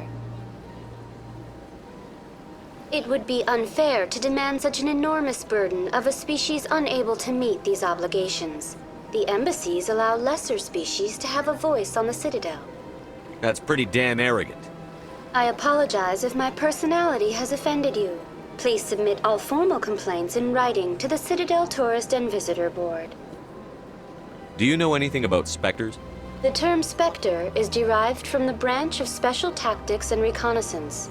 Each Spectre agent is handpicked by the Council. Their primary role is preserving galactic stability and resolving volatile situations that cannot be handled through normal political channels. In this role, they are granted extraterritorial rights and jurisdictions. Spectres answer to no law or authority except the Council itself. What can you tell me about the Citadel Council? Originally, the Council consisted of representatives from the Asari and Salarians, the two dominant species in Citadel space. Roughly 1,304 galactic standard years ago, Turians were invited to join the Council in recognition of the role they played during the Krogan Rebellion. Since then, the three Council races have worked together to ensure the peaceful coexistence of the galactic community, while preserving individual autonomy for each species. It can't be as simple as that. There must be problems somewhere in the system. I am not programmed to make that kind of qualified judgment. My code is limited to information and simple interaction simulations. Goodbye. Goodbye, and thank you for using Avina. Please enjoy your visit to the Citadel.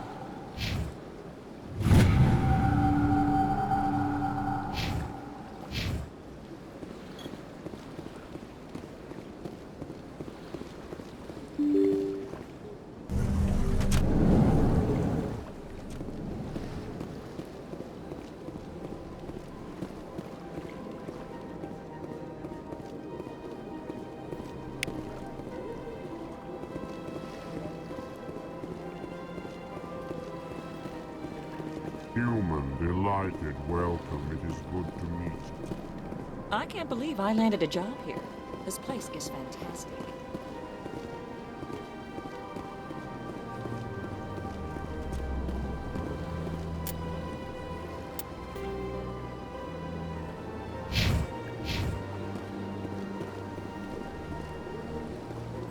Commander Shepard, I didn't expect to see you here. Did Ambassador Udina send you? I came on my own.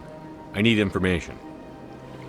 You humans are always so curious, always sticking your fingers into someone else's pie.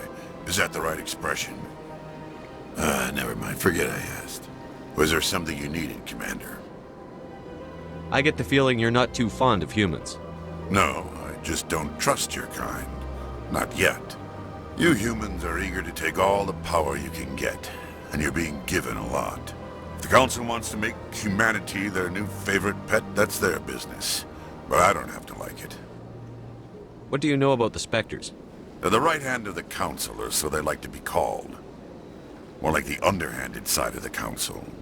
What do you have against the Spectres?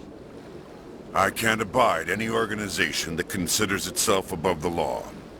Especially when it's left up to each individual Spectre to decide when and how to bend the rules. Sometimes you have to bend the law to keep people safe. I've been with CSEC for 30 years. I've never had to break the law to do my job, not once. Yeah, right. You expect us to believe none of your officers are corrupt? There are over 200,000 CSEC agents. Some of them are going to be bad. But we don't turn a blind eye to corruption like the Spectres do. We do our best to find and punish any officer who breaks the law. Spectres? They'll never come under that kind of scrutiny. The galaxy needs people like that. People who do the dirty jobs. I agree. But they need to be held to a higher standard. They need to be accountable. Saren's out of control. We both know that. But because he's a Spectre, the Council doesn't want to do anything about it. Is that the kind of person this galaxy needs? But not all Spectres are like Saren. True. But the potential is always there.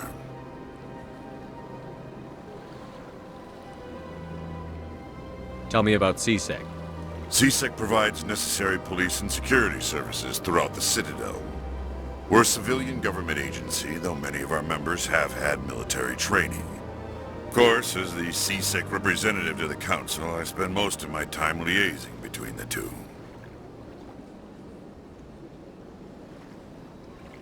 Tell me about your investigation into Saren. Sorry, Commander. I don't make a habit of giving out details about ongoing investigations.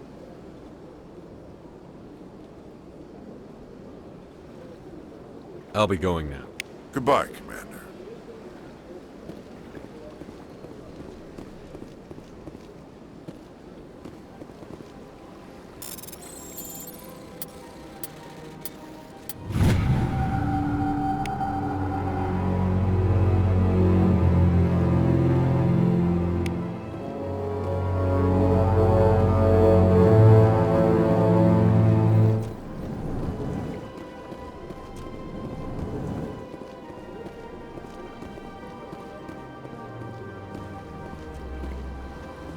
Don't believe it. What do you want? Oh, Commander. Is there something I can do for you? Relax, Private. This isn't an inspection. Right, sorry. What can I do for you, Commander? What can you tell me about the Asari consort? Well, she's an Asari who works here as... That is, she helps people with things. You never went to see her, did you, Fredericks? No, I never did. I couldn't afford it. It costs half a year's credits just to go in and talk to her. Can you at least tell me where I can find her? Sure. She's across the bridge from the embassies. Thanks, kid. Have fun. Try not to get into too much trouble. I will. Have fun, that is.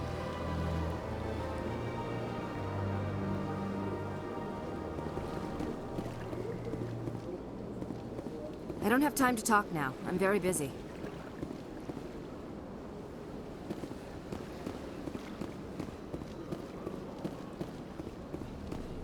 This place seems strange. Wish there were more humans around. Hello, Commander. Can I get you something? What have you got? Information, mostly. Would you like to know about some points of interest nearby? What's going on around here? Well, you found the embassies. Not much going on here. Across the bridge, you'll find the bank, the Emporium, and Shaira's. If you haven't heard of her, you soon will. If you need supplies, you can try the markets one level below. For entertainment, I'd try Flux or Cora's Den. What is Shaira's? The consort? She entertains clients who can afford her services. Most of the diplomats and ambassadors have visited her at one time or another. She's a very powerful woman, but also very respected. Tell me about Flux and Cora's Den. Well, Flux has gambling and dancing, certainly more lively than this place. Cora's Den, on the other hand, well, let's just say it's livelier and deadlier, all at the same time. Goodbye. So long, Commander. Have a pleasant day.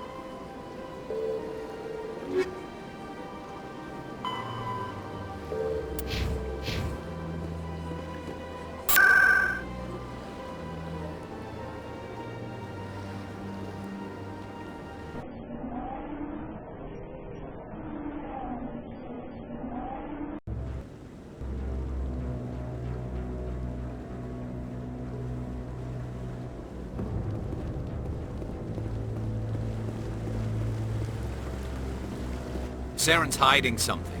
Give me more time. Stall them. Stall the Council? Don't be ridiculous. Your investigation is over, Garrus.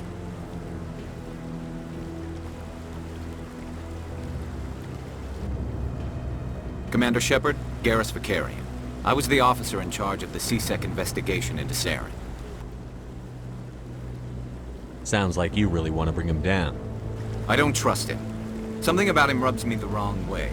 But he's a Spectre. Everything he touches is classified. I can't find any hard evidence. I think the Council's ready for us, Commander. Good luck, Shepard. Maybe they'll listen to you.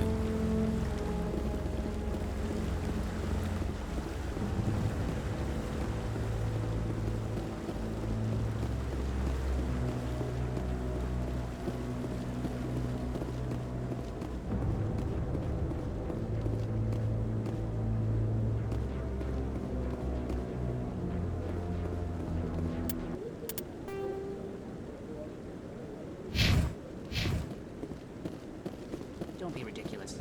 The Volus won't be joining the Council for years. I'm not so sure. The humans are making us strong.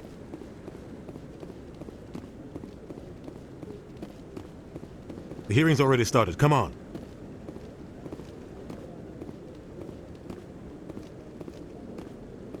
The Geth attack is a matter of some concern, but there is nothing to indicate Saren was involved in any way. The investigation by Citadel Security turned up no evidence to support your charge of treason. An eyewitness saw him kill Nihilus in cold blood. We've read the Eden Prime reports, Ambassador. The testimony of one traumatized dock worker is hardly compelling proof. I resent these accusations. Nihilus was a fellow Spectre and a friend. That just let you catch him off guard. Captain Anderson, you always seem to be involved when humanity makes false charges against me. And this must be your protege, Commander Shepard, the one who let the beacon get destroyed. The mission to Eden Prime was top secret. The only way you could know about the beacon was if you were there. With Nihilus gone, his files passed on to me. I read the Eden Prime report. I was unimpressed. But what can you expect from a human? Saren despises humanity. That's why he attacked Eden Prime. Your species needs to learn its place, Shepard. You're not ready to join the Council. You're not even ready to join the Spectres. He has no right to say that. That's not his decision. Shepard's admission into the Spectres is not the purpose of this meeting. This meeting has no purpose. The humans are wasting your time, Counselor, and mine. Saren's hiding behind his position as a Spectre. You need to open your eyes. What we need is evidence. So far, we've seen nothing. There is still one outstanding issue. Commander Shepard's vision. It may have been triggered by the beacon. Are we allowing dreams into evidence now? How can I defend my innocence against this kind of testimony? I agree. Our judgment must be based on facts and evidence, not wild imaginings and reckless speculation. Do you have anything else to add, Commander Shepard? You've made your decision. I won't waste my breath.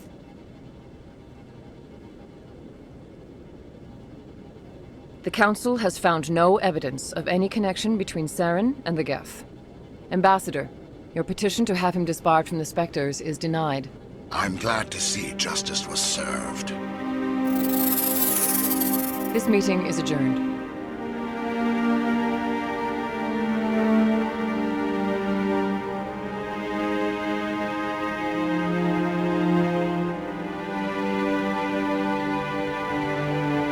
It was a mistake bringing you into that hearing, Captain. You and Saren have too much history. It made the Council question our motives.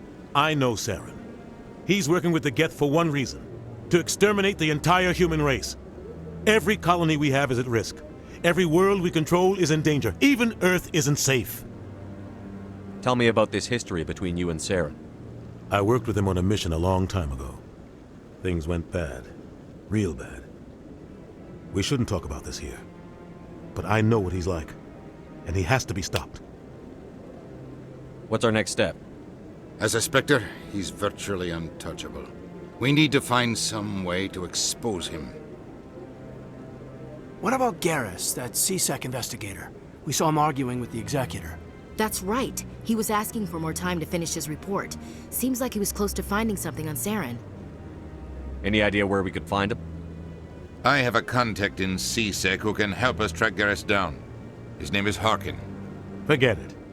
They suspended Harkin last month, drinking on the job. I won't waste my time with that loser. You won't have to. I don't want the Council using your past history with Saren as an excuse to ignore anything we turn up. Shepard will handle this. You can't just cut Captain Anderson out of this investigation. The Ambassador's right. I need to step aside. I need to take care of some business. Captain, meet me in my office later. Harkin's probably getting drunk at Cora's Den. It's a dingy little club in the lower section of the wards. Maybe there's another way to find evidence against Saren. You should talk to Barla Vaughn over in the financial district. Rumor has it he's an agent for the Shadow Broker. The Shadow Broker? An information dealer. Buys and sells secrets to the highest bidder. I've heard Barla Vaughn's one of the top representatives. He might know something about Saren, but his information won't come cheap. You and Saren have a history. What happened? About 20 years ago, I was part of a mission in the Skillian Verge. I was working with Saren to find and remove a known terrorist threat. Saren eliminated his target, but a lot of people died along the way, innocent people. And the official records just covered it all up. But I saw how he operates. No conscience, no hesitation. He'd kill 1,000 innocent civilians to end a war without a second thought. Killing innocents doesn't end wars, it causes them. I know how the world works, Commander. Sometimes you're forced to make unpleasant decisions. but only if there's no other way. Saren doesn't even look for another option. He's twisted, broken. He likes the violence, the killing. And he knows how to cover his tracks. Our ambassador doesn't seem to get along with the Council. He's just frustrated. The Council's always preaching that we need to be part of the galactic community. But for them, it's a one-way street. They want us to expand and settle unstable regions like the Skillian Verge and the Attican Traverse. But when we run into trouble, they don't want to help us out. Everyone knows it's only a matter of time until we get a seat on the Council. The ambassador just thinks it should happen sooner rather than later. And I agree. Maybe they'd let us join the Council if we were more willing to cooperate with the other species. Of course they would. If we did everything they told us to, they'd love to have us on the Council. But it wouldn't be much of a deal for us. I understand their side. They don't want us dominating the Council. It's founded on cooperation and alliances. But we have to look out for our own interests too. You don't think much of Harkin. The guy joined CSEC about 20 years ago. He's been an embarrassment to our species ever since. Roughing up suspects in custody, bribery accusations, alcohol and drug use. The embassy used to step in when he got in trouble. But I guess enough was enough. The guy's a scumbag. He should have been cut loose a long time ago. He was one of the first human CSEC officers. Guess it would have looked bad if he got fired. A lot of backroom deals were worked out over the years to keep him on the force. Politics is a dirty business sometimes, but it looks like his time's run out. We've got enough humans in CSEC now to stop protecting him. I want to know more about the Spectres. They're not your typical government agency. They tend to work alone, behind the scenes. They take care of problems the Council can't. It's not easy preserving peace across an entire galaxy. The Council prefers to use diplomacy and negotiation. But sometimes more extreme measures are needed.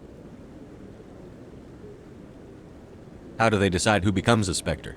You can't just apply to join. There's no training program. Spectres aren't made. They're born. The Council's always looking for exceptional individuals. People who can get the job done, like you. They've been watching you for years. They see something in you. They want you on their side. Nihilus was supposed to give them a final recommendation, but with him gone, things are still up in the air. What's their command structure like? There is no command structure. Each Spectre answers directly to the Council. Sometimes they're sent on specific missions. Other times, they act on their own. They tend to operate outside the law, do whatever it takes to accomplish their goals. The Council just turns a blind eye. Spectres have a lot of power, Shepard. They sound like shadow operatives. Everything about them is classified. We don't even know how many there are. The latest Alliance estimate puts their numbers under 100. But the Council couldn't do its job without them. They're the Citadel's top agents, the last line of defense, the final option before open war. The entire galaxy respects and fears them. If a Spectre shows up, you know something big is about to happen. What happens when a Spectre goes rogue, like Saren? It doesn't happen often. The Council is careful when they select their candidates. But when something does go wrong, there's usually only one solution. Send another Spectre to bring the rogue agent down. Tell me about Barlavon. He specializes in moving large sums of money without leaving a paper trail. A financial genius, doesn't do anything illegal, but he knows all the loopholes. He's got an impressive client list. Ambassadors, diplomats, Spectres. That's probably why the Shadow Broker uses him. Tell me more about the Shadow Broker. He's a necessary evil of galactic politics. Buying and selling information is a part of the game, and the Shadow Broker just happens to be the best player on the field. Always sells to the highest bidder. Doesn't get involved in politics, doesn't pick sides. A simple system, but it works. He's not a threat to anyone, not directly. He's just a resource we can use, or she is. Or maybe they are. Nobody really knows. I should go. Good luck, Shepard. I'll be over in the ambassador's office if you need anything else.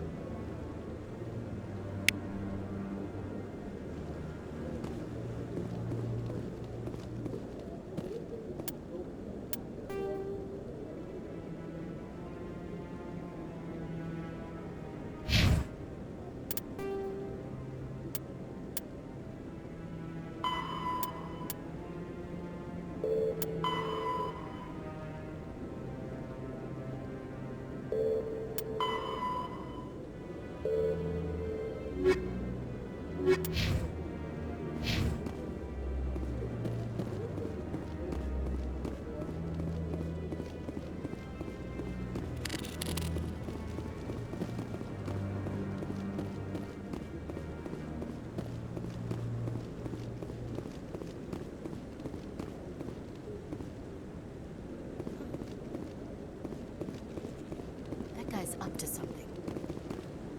What? Oh, no, I wasn't. Never mind.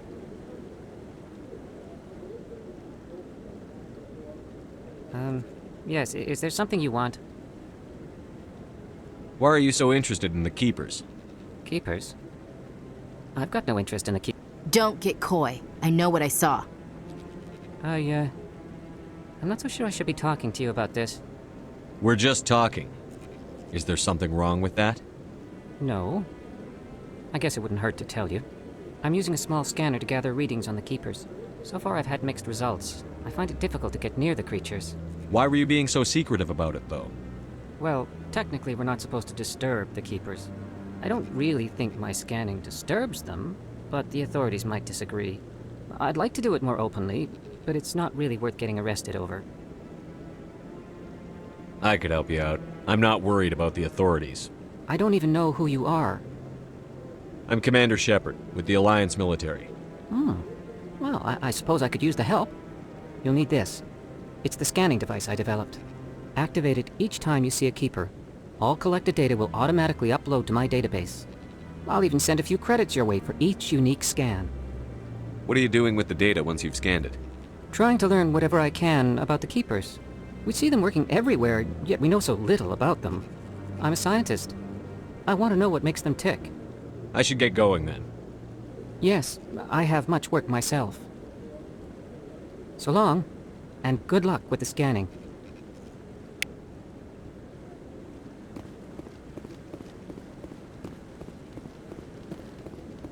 No, I'm waiting to speak with one of the Councilor's assistants. Commander?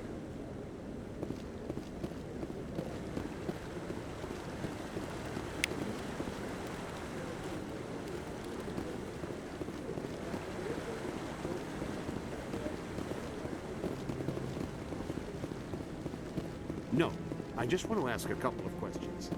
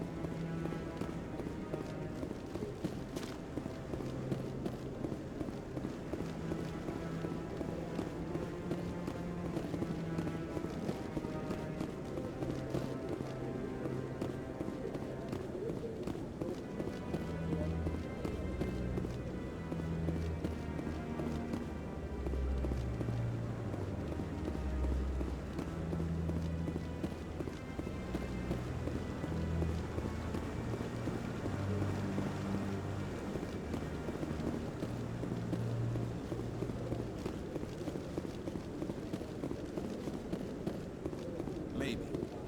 But I wouldn't believe everything you hear. That's just it. I'm hearing it everywhere. It's not just isolated.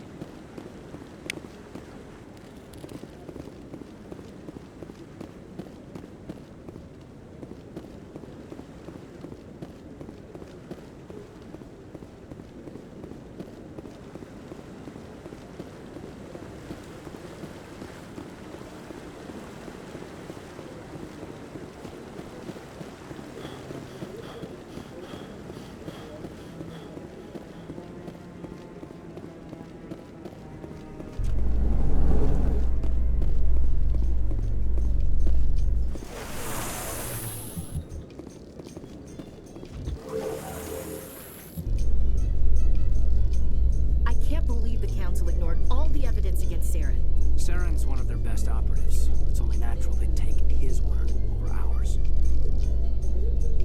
Oh.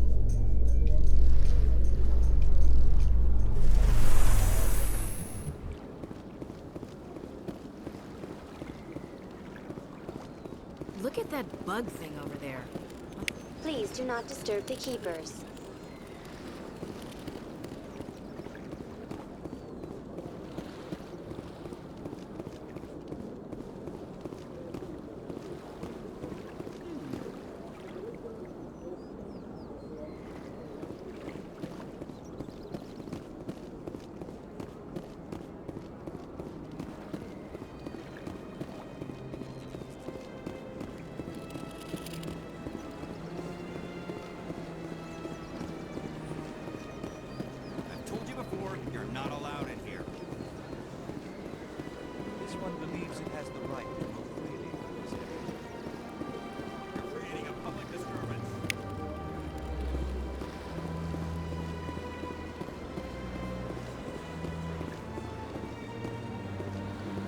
That Hanar refuses to listen to reason. Why can't it act in an orderly and lawful manner? You should be more tolerant. It's just trying to express its beliefs. I am not unreasonable. The Hanar is free to spew its nonsense once it purchases an evangelical permit. So if the Hanar gets a permit, it's allowed to preach? No. Registered evangelicals must follow regulations.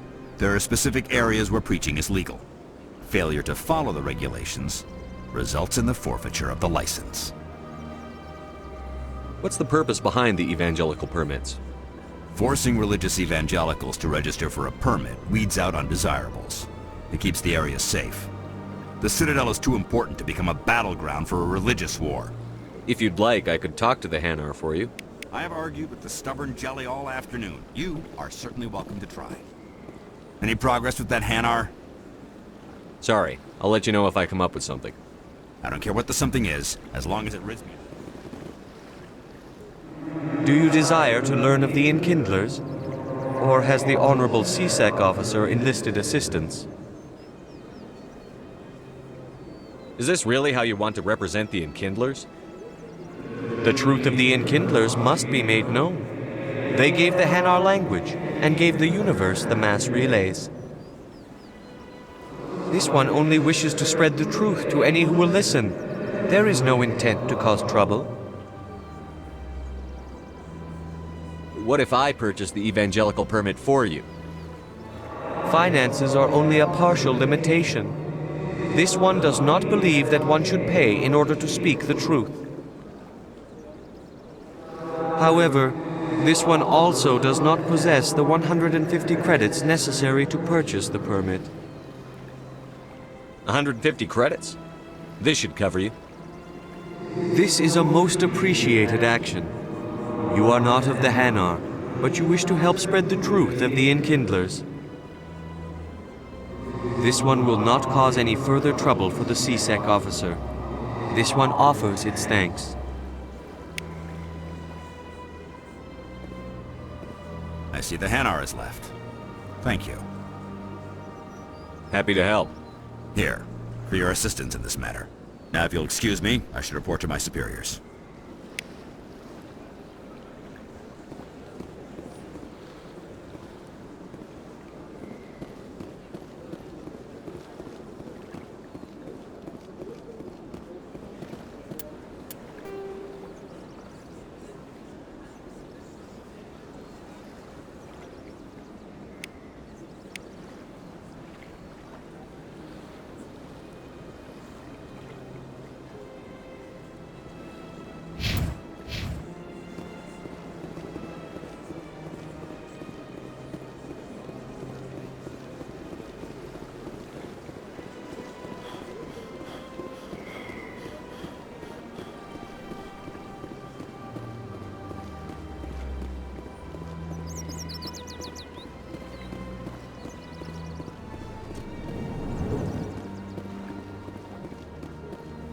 What's this?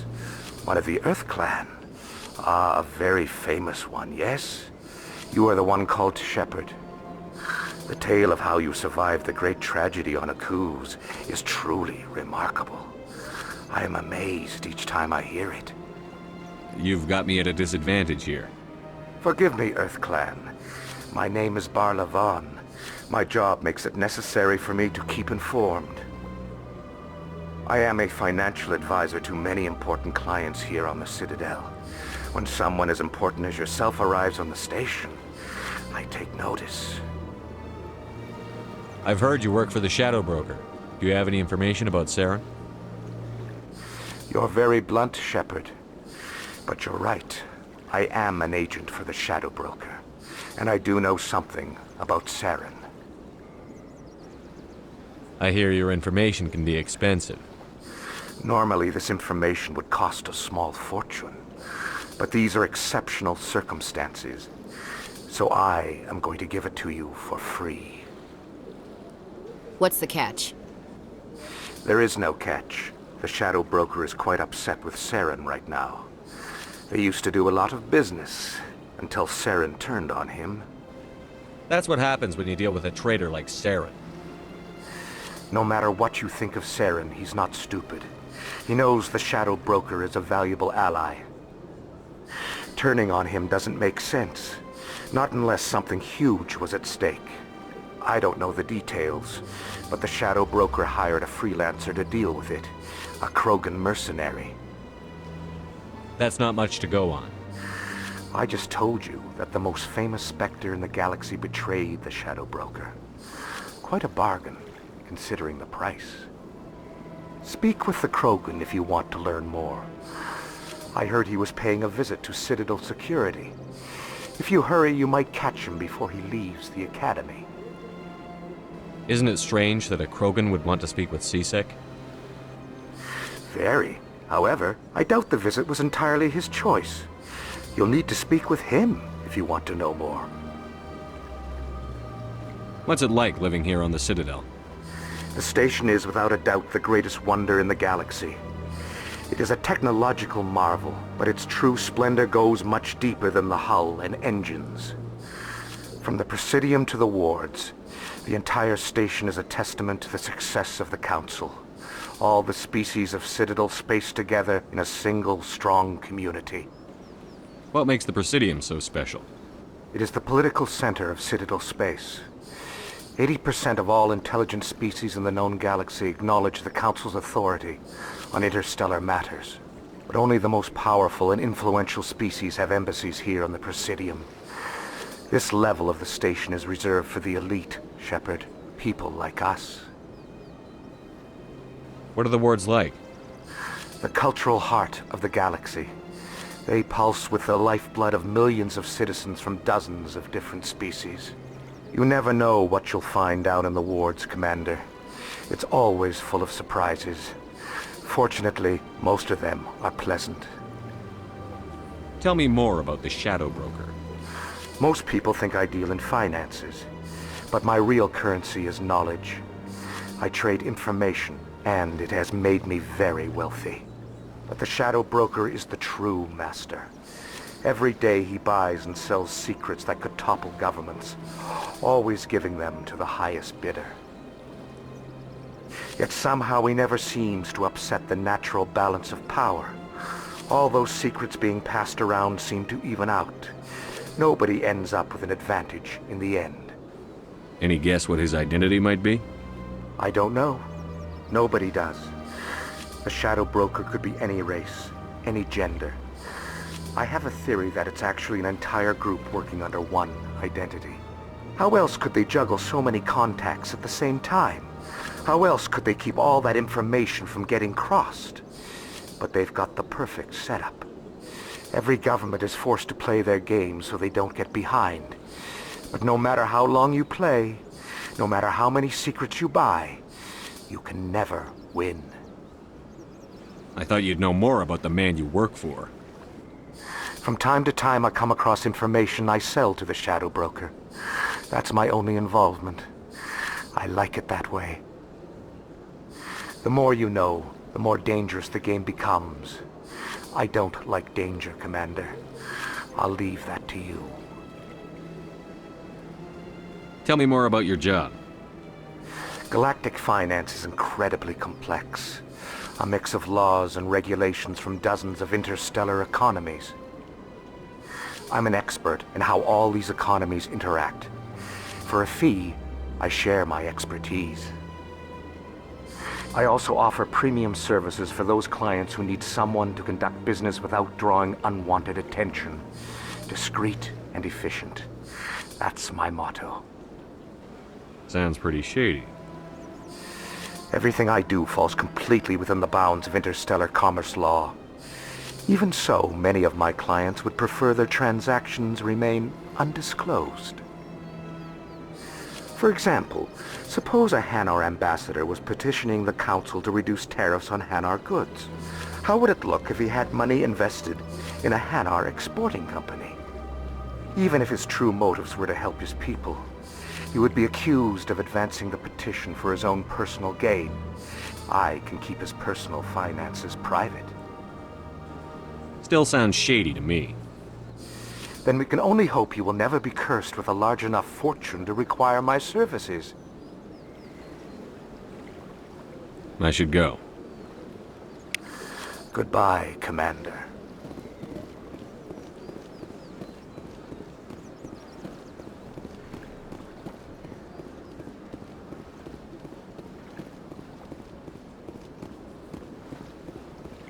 Ah, human. This one is greatly pleased to see you here in my decadent emporium. Who are you? This one's face name is Delaninder, though many in this place simply refer to it as Delan. Please take time to examine the fine goods it has for purchase, all of great worth. Show me your items. Oh, this one is pleased to do so, human. You will not be disappointed.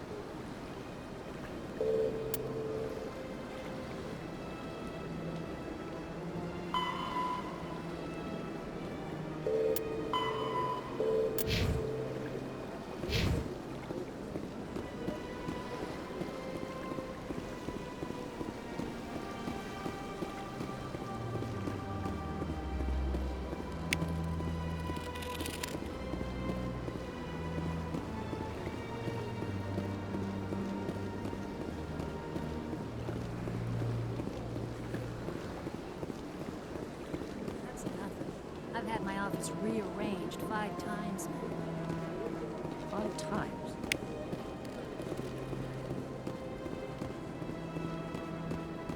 Welcome. I am Naylina. I don't recognize you as one of our expected clients today. Would you like me to see when the consort will be able to meet with you? Can't I just go in? I'm afraid not. Yeah, you must understand there are many who seek the consort services. But if you wish to leave your name, she'll make every effort to meet with you. Commander Shepard, with the Alliance Navy. Excellent. You should hear something in 3 or 4 months. Nobody's worth that much of a wait. Well, that's not for me to judge. I have your name and you'll be contacted. Is there anything else? What is the consort? What does she do? It's difficult to explain. She's many things to many people and something different for each. Some seek her for advice, some for entertainment, others still for pleasure. Most of the time, our clients won't realize what they were seeking until after she has provided it for them. You make her sound like some kind of oracle. No, not in the usual sense. She's merely a woman with remarkable compassion and a generous spirit. I suggest you make an appointment and see for yourself. What do you do here, Naylina? I'm one of the consort's acolytes. Many of the people here today will not see the consort, but they expect to be attended to just the same. It's our job to ensure that they leave contented. What exactly do you attend to?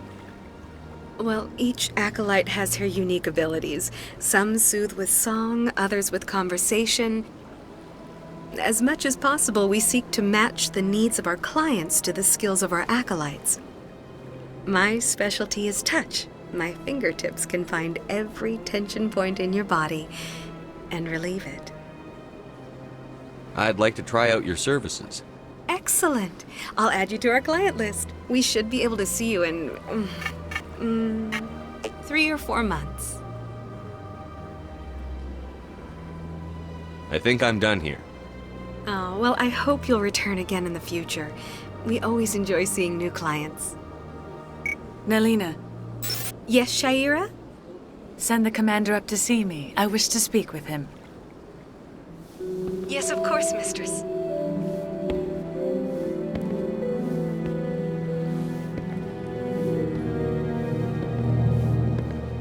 Huh. It appears the consort has taken notice of you. She'd like to meet with you now. Where do I go? Just head upstairs. She'll be waiting for you.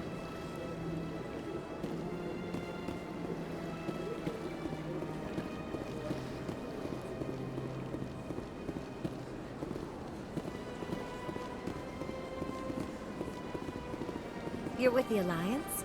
My brother's a private back on Earth.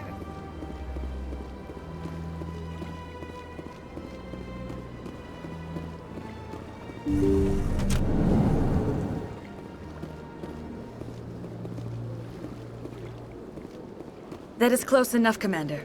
I've heard a great many things about you since your arrival here in our citadel. What exactly do you do? That depends on your needs.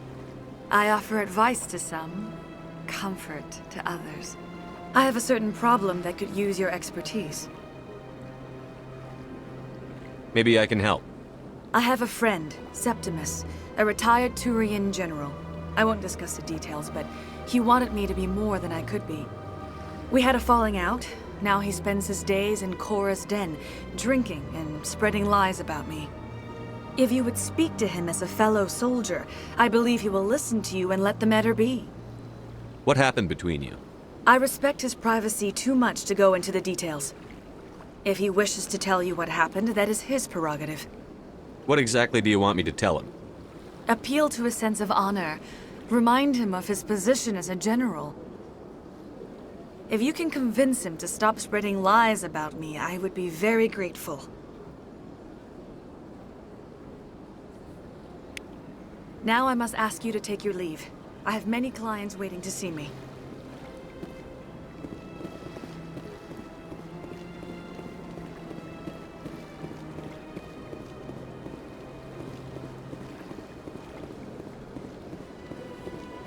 I have to admit I'm a little nervous. That's understandable.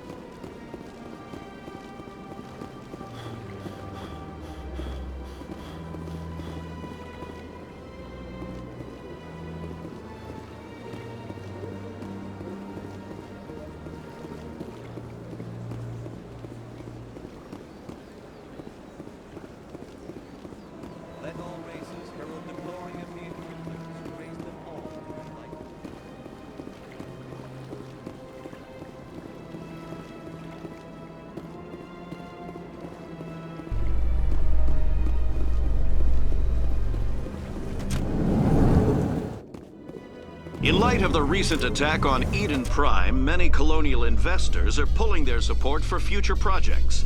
Proponents of expanded human colonization insist that Eden Prime was an isolated case. Nevertheless, colonist enrollment has dropped sharply.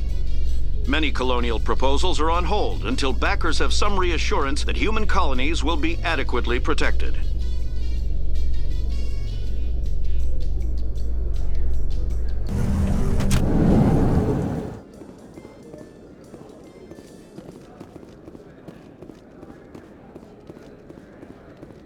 Do you really think we'll find him down here? He always stops in for a few games of Quasar before he makes his drop. Fist is gonna be pissed if we take down his supplier. That's the point. We want him.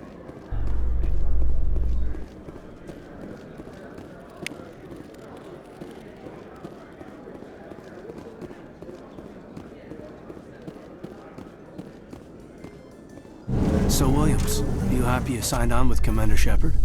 I'm not sure, Lieutenant. Every time I think I have a handle on things, the universe banks hard to port. Well, don't let anybody know. A big gun and a confident attitude will get you through a lot in life.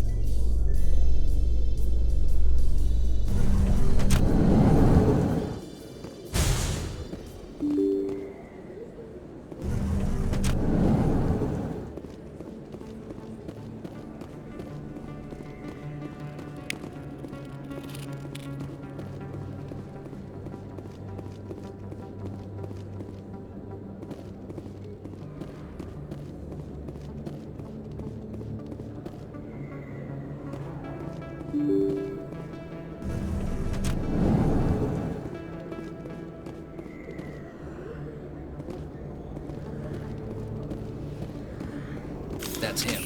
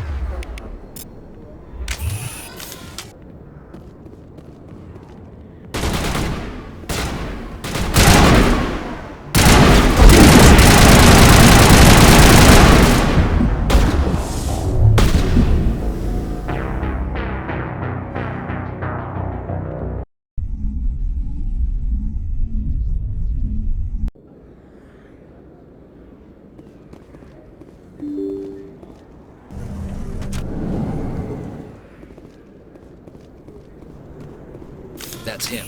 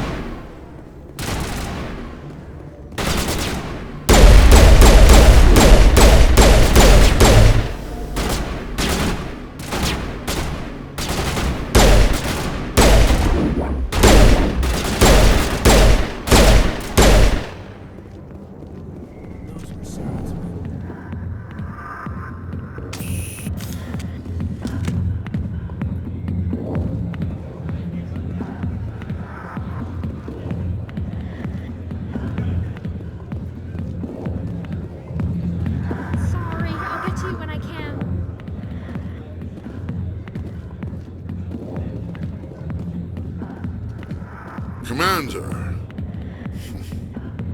What do you want? What's bothering you, General? I've seen a lot of horrible things in my days, and there's only one woman in this damn galaxy that helps me forget it. So if you feel that way, then why spread lies about her? 'Cause she rejected me! Me! Septimus Oraka, General of the Turian Fleet! I think I can see why you're upset, but spreading these lies won't make it better. Look, kid, I appreciate what you're trying to do, but don't waste your time.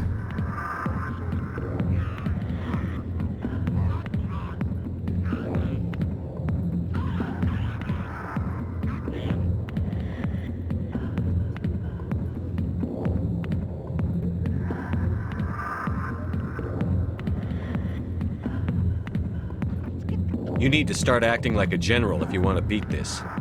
I spent all my life acting like a general, and what did it get me? Huh? No, those days are over. I'll just be what I am, a tired, lonely, worn-out soldier. Do you really want to be remembered this way? No, I'd rather not be remembered at all. But I see your point. So you think it's that easy? Just straighten up and act like a general? I don't think it could hurt. Huh. Maybe you're right, Commander. Shaira's worth the effort. Even if she won't have me back. This is no place for someone of your stature, General. All right. I'll go to her. After I've had a cold shower or two. Say, you're a bright kid.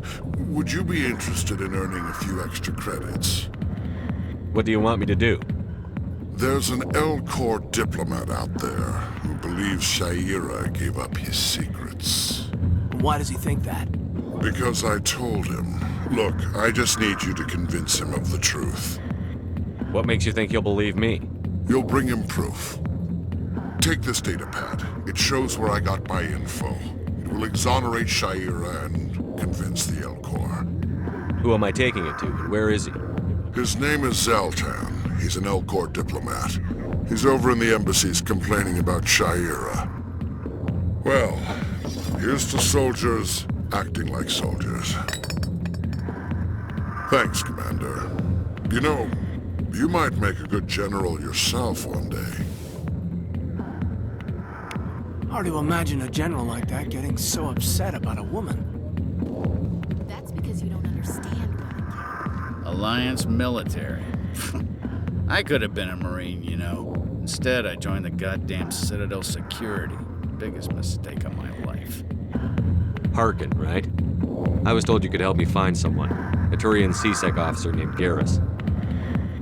Garrus? You must be one of Captain Anderson's crew. Poor bastard, still trying to bring Saren down, eh?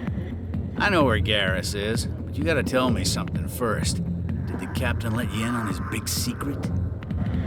Is there something I should know about the captain? The captain used to be a Spectre. Didn't know that, did you? It was all very hush-hush. The first human ever given that honor, and then he blew it. Screwed up his mission so bad they kicked him out. Of course, he blames Saren. Says the Turians set him up. Why'd they kick him out? Have to ask him. I never heard any of the details. Bet it's a good story, though. The heroes fall. Classic tragedy. You said they covered all this up. How'd you hear about it? I spent 20 years working cases here on the Citadel. People on this station love to talk. Secrets are like herpes. If you got them, you might as well spread them around. You're a pig. Just noticed that now, did you? Why should I believe a drunk like you? Fine, ask Anderson. I bet he tells you. He's too stupid and proud to lie right to your face. Just tell me where Garrus went. Garrus was sniffing around Dr. Michelle's office. She runs the med clinic on the other side of the wards. Last I heard, he was going back there. What do you know about Garrus? Damn hothead is what he is. Still figures he can save the world. Always bucking heads with the Executor. He'll pay for it soon enough. The Executor loves to put us lowly field agents in our place. Just look what happened to me. You need to look in a mirror. Sober up and take some responsibility for yourself. Save your sermons. This ain't no church. How well do you know Captain Anderson? Met him a few times over the years. One of those hardcore military guys. Yes, sir. No, sir. Can't have any fun with a stick up your ass, sir. That's probably why he climbed the Alliance ranks so fast. The military loves brown-nosers. The captain's a good soldier. Sure, whatever. Dress him in a fancy suit, pin some shiny medals on his chest, and call him a hero. Everybody else does. But if he's so great, why'd the Spectres kick him out? Why'd you go ask him about that? What's it like working for CSEC? You mean, what was it like? The executor suspended me without pay. Recurring violations. CSEC was keeping a file on me. Can you believe that? Every mistake I ever made went into the books. Get a little rough with a suspect, note in the file. Have a couple of drinks on duty, note in the file. Skim a couple of credits off a drug bust, note in the file. It's a goddamn witch hunt. You got off easy, if you ask me. What the hell do you know? Working for CSEC isn't like being a Marine. People get pissed off if we shoot somebody. Investigations, inquiries, rules, regulations. Every day I plow through enough red tape to choke a rhino. That's how you gotta be to do this job. So don't talk to me about right and wrong. You soldiers got it easy. I'm out of here. Yeah, good. Go. Let me drink in peace. The back rooms are private, reserved for Fist and his friends. Who's Fist? He owns this club, but the customers have to stay out front. Goodbye. Enjoy the club.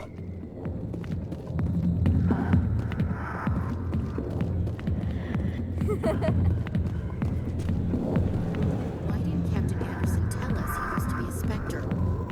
Maybe it's not true. Parkin's an ass. But he's just messing with...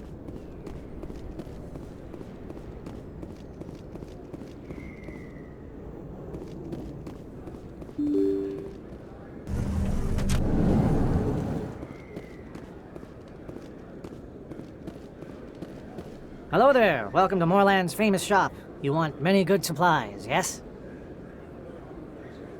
Goodbye. Yes, all right then. Good tidings to you, human.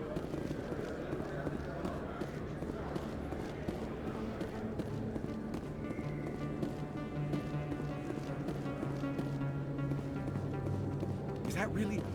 Wow! It's you! You're Commander Shepard, the hero of Eden Prime. I am so honored to meet you. Nice to meet you. And you are? My name is Conrad. Conrad Werner. They say you killed more than 100 Geth on Eden Prime. I spend most of the time trying to stay alive and help the colonists. Hey, I know you're probably busy, but do you have time for a quick autograph?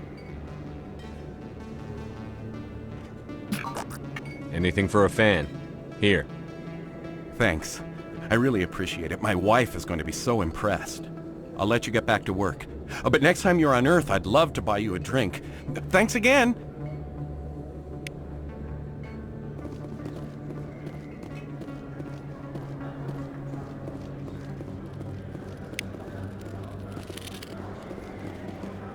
I don't think you bought this here. I don't sell this pot. Look, I know it was you. I remember your face. Really, that's what it is.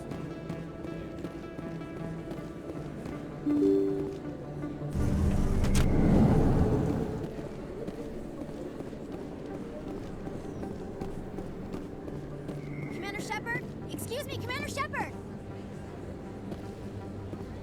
I'm Emily Wong. I'm an investigative journalist working here on the Citadel. Could I have a moment of your time? What do you need? I've been hunting for evidence of corruption and organized crime on the Citadel, but there are places I can't go. I was hoping you might share anything you find during your own investigation. I can make it worth your time. How do you know that my investigation is going to uncover anything you need? You wouldn't be investigating if it weren't big. And if it's big, it's something I'd like to hear about. You've got to have access to better sources. Why contact me? I'm using every source I can find, but I think I've got a better shot with you. According to your file, you survived back on Akuz when everyone else in your squad got killed.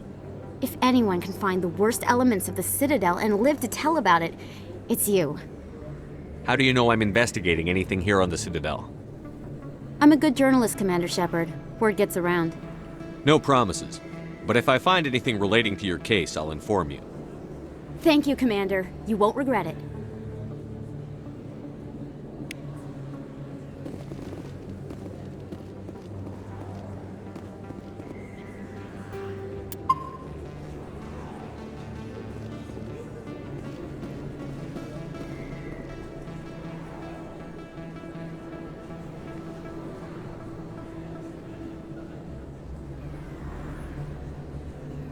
Big place.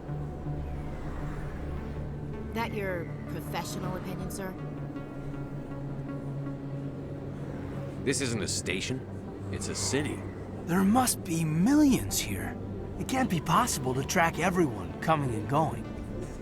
This makes Jump Zero look like a porta-john, and it's the largest deep space station the Alliance has. Jump Zero is big, but this is a whole nother scale. Look at the ward arms. How do they keep all that mass from flying apart? The Council represents more races than I thought. No wonder they're careful with newcomers. They probably just want to keep everything running. It has to be hard keeping all these cultures working together. Or maybe they just don't like humans. Why not? We've got oceans, beautiful women, this emotion called love. According to the old vids, we have everything they want. If you expect to get me in a tinfoil miniskirt and thigh-high boots, I want dinner first. Sir. That will be enough, Chief. At ease, Lieutenant. I can't see her in a skirt anyway. Damn straight you can't. Ready to move out, sir.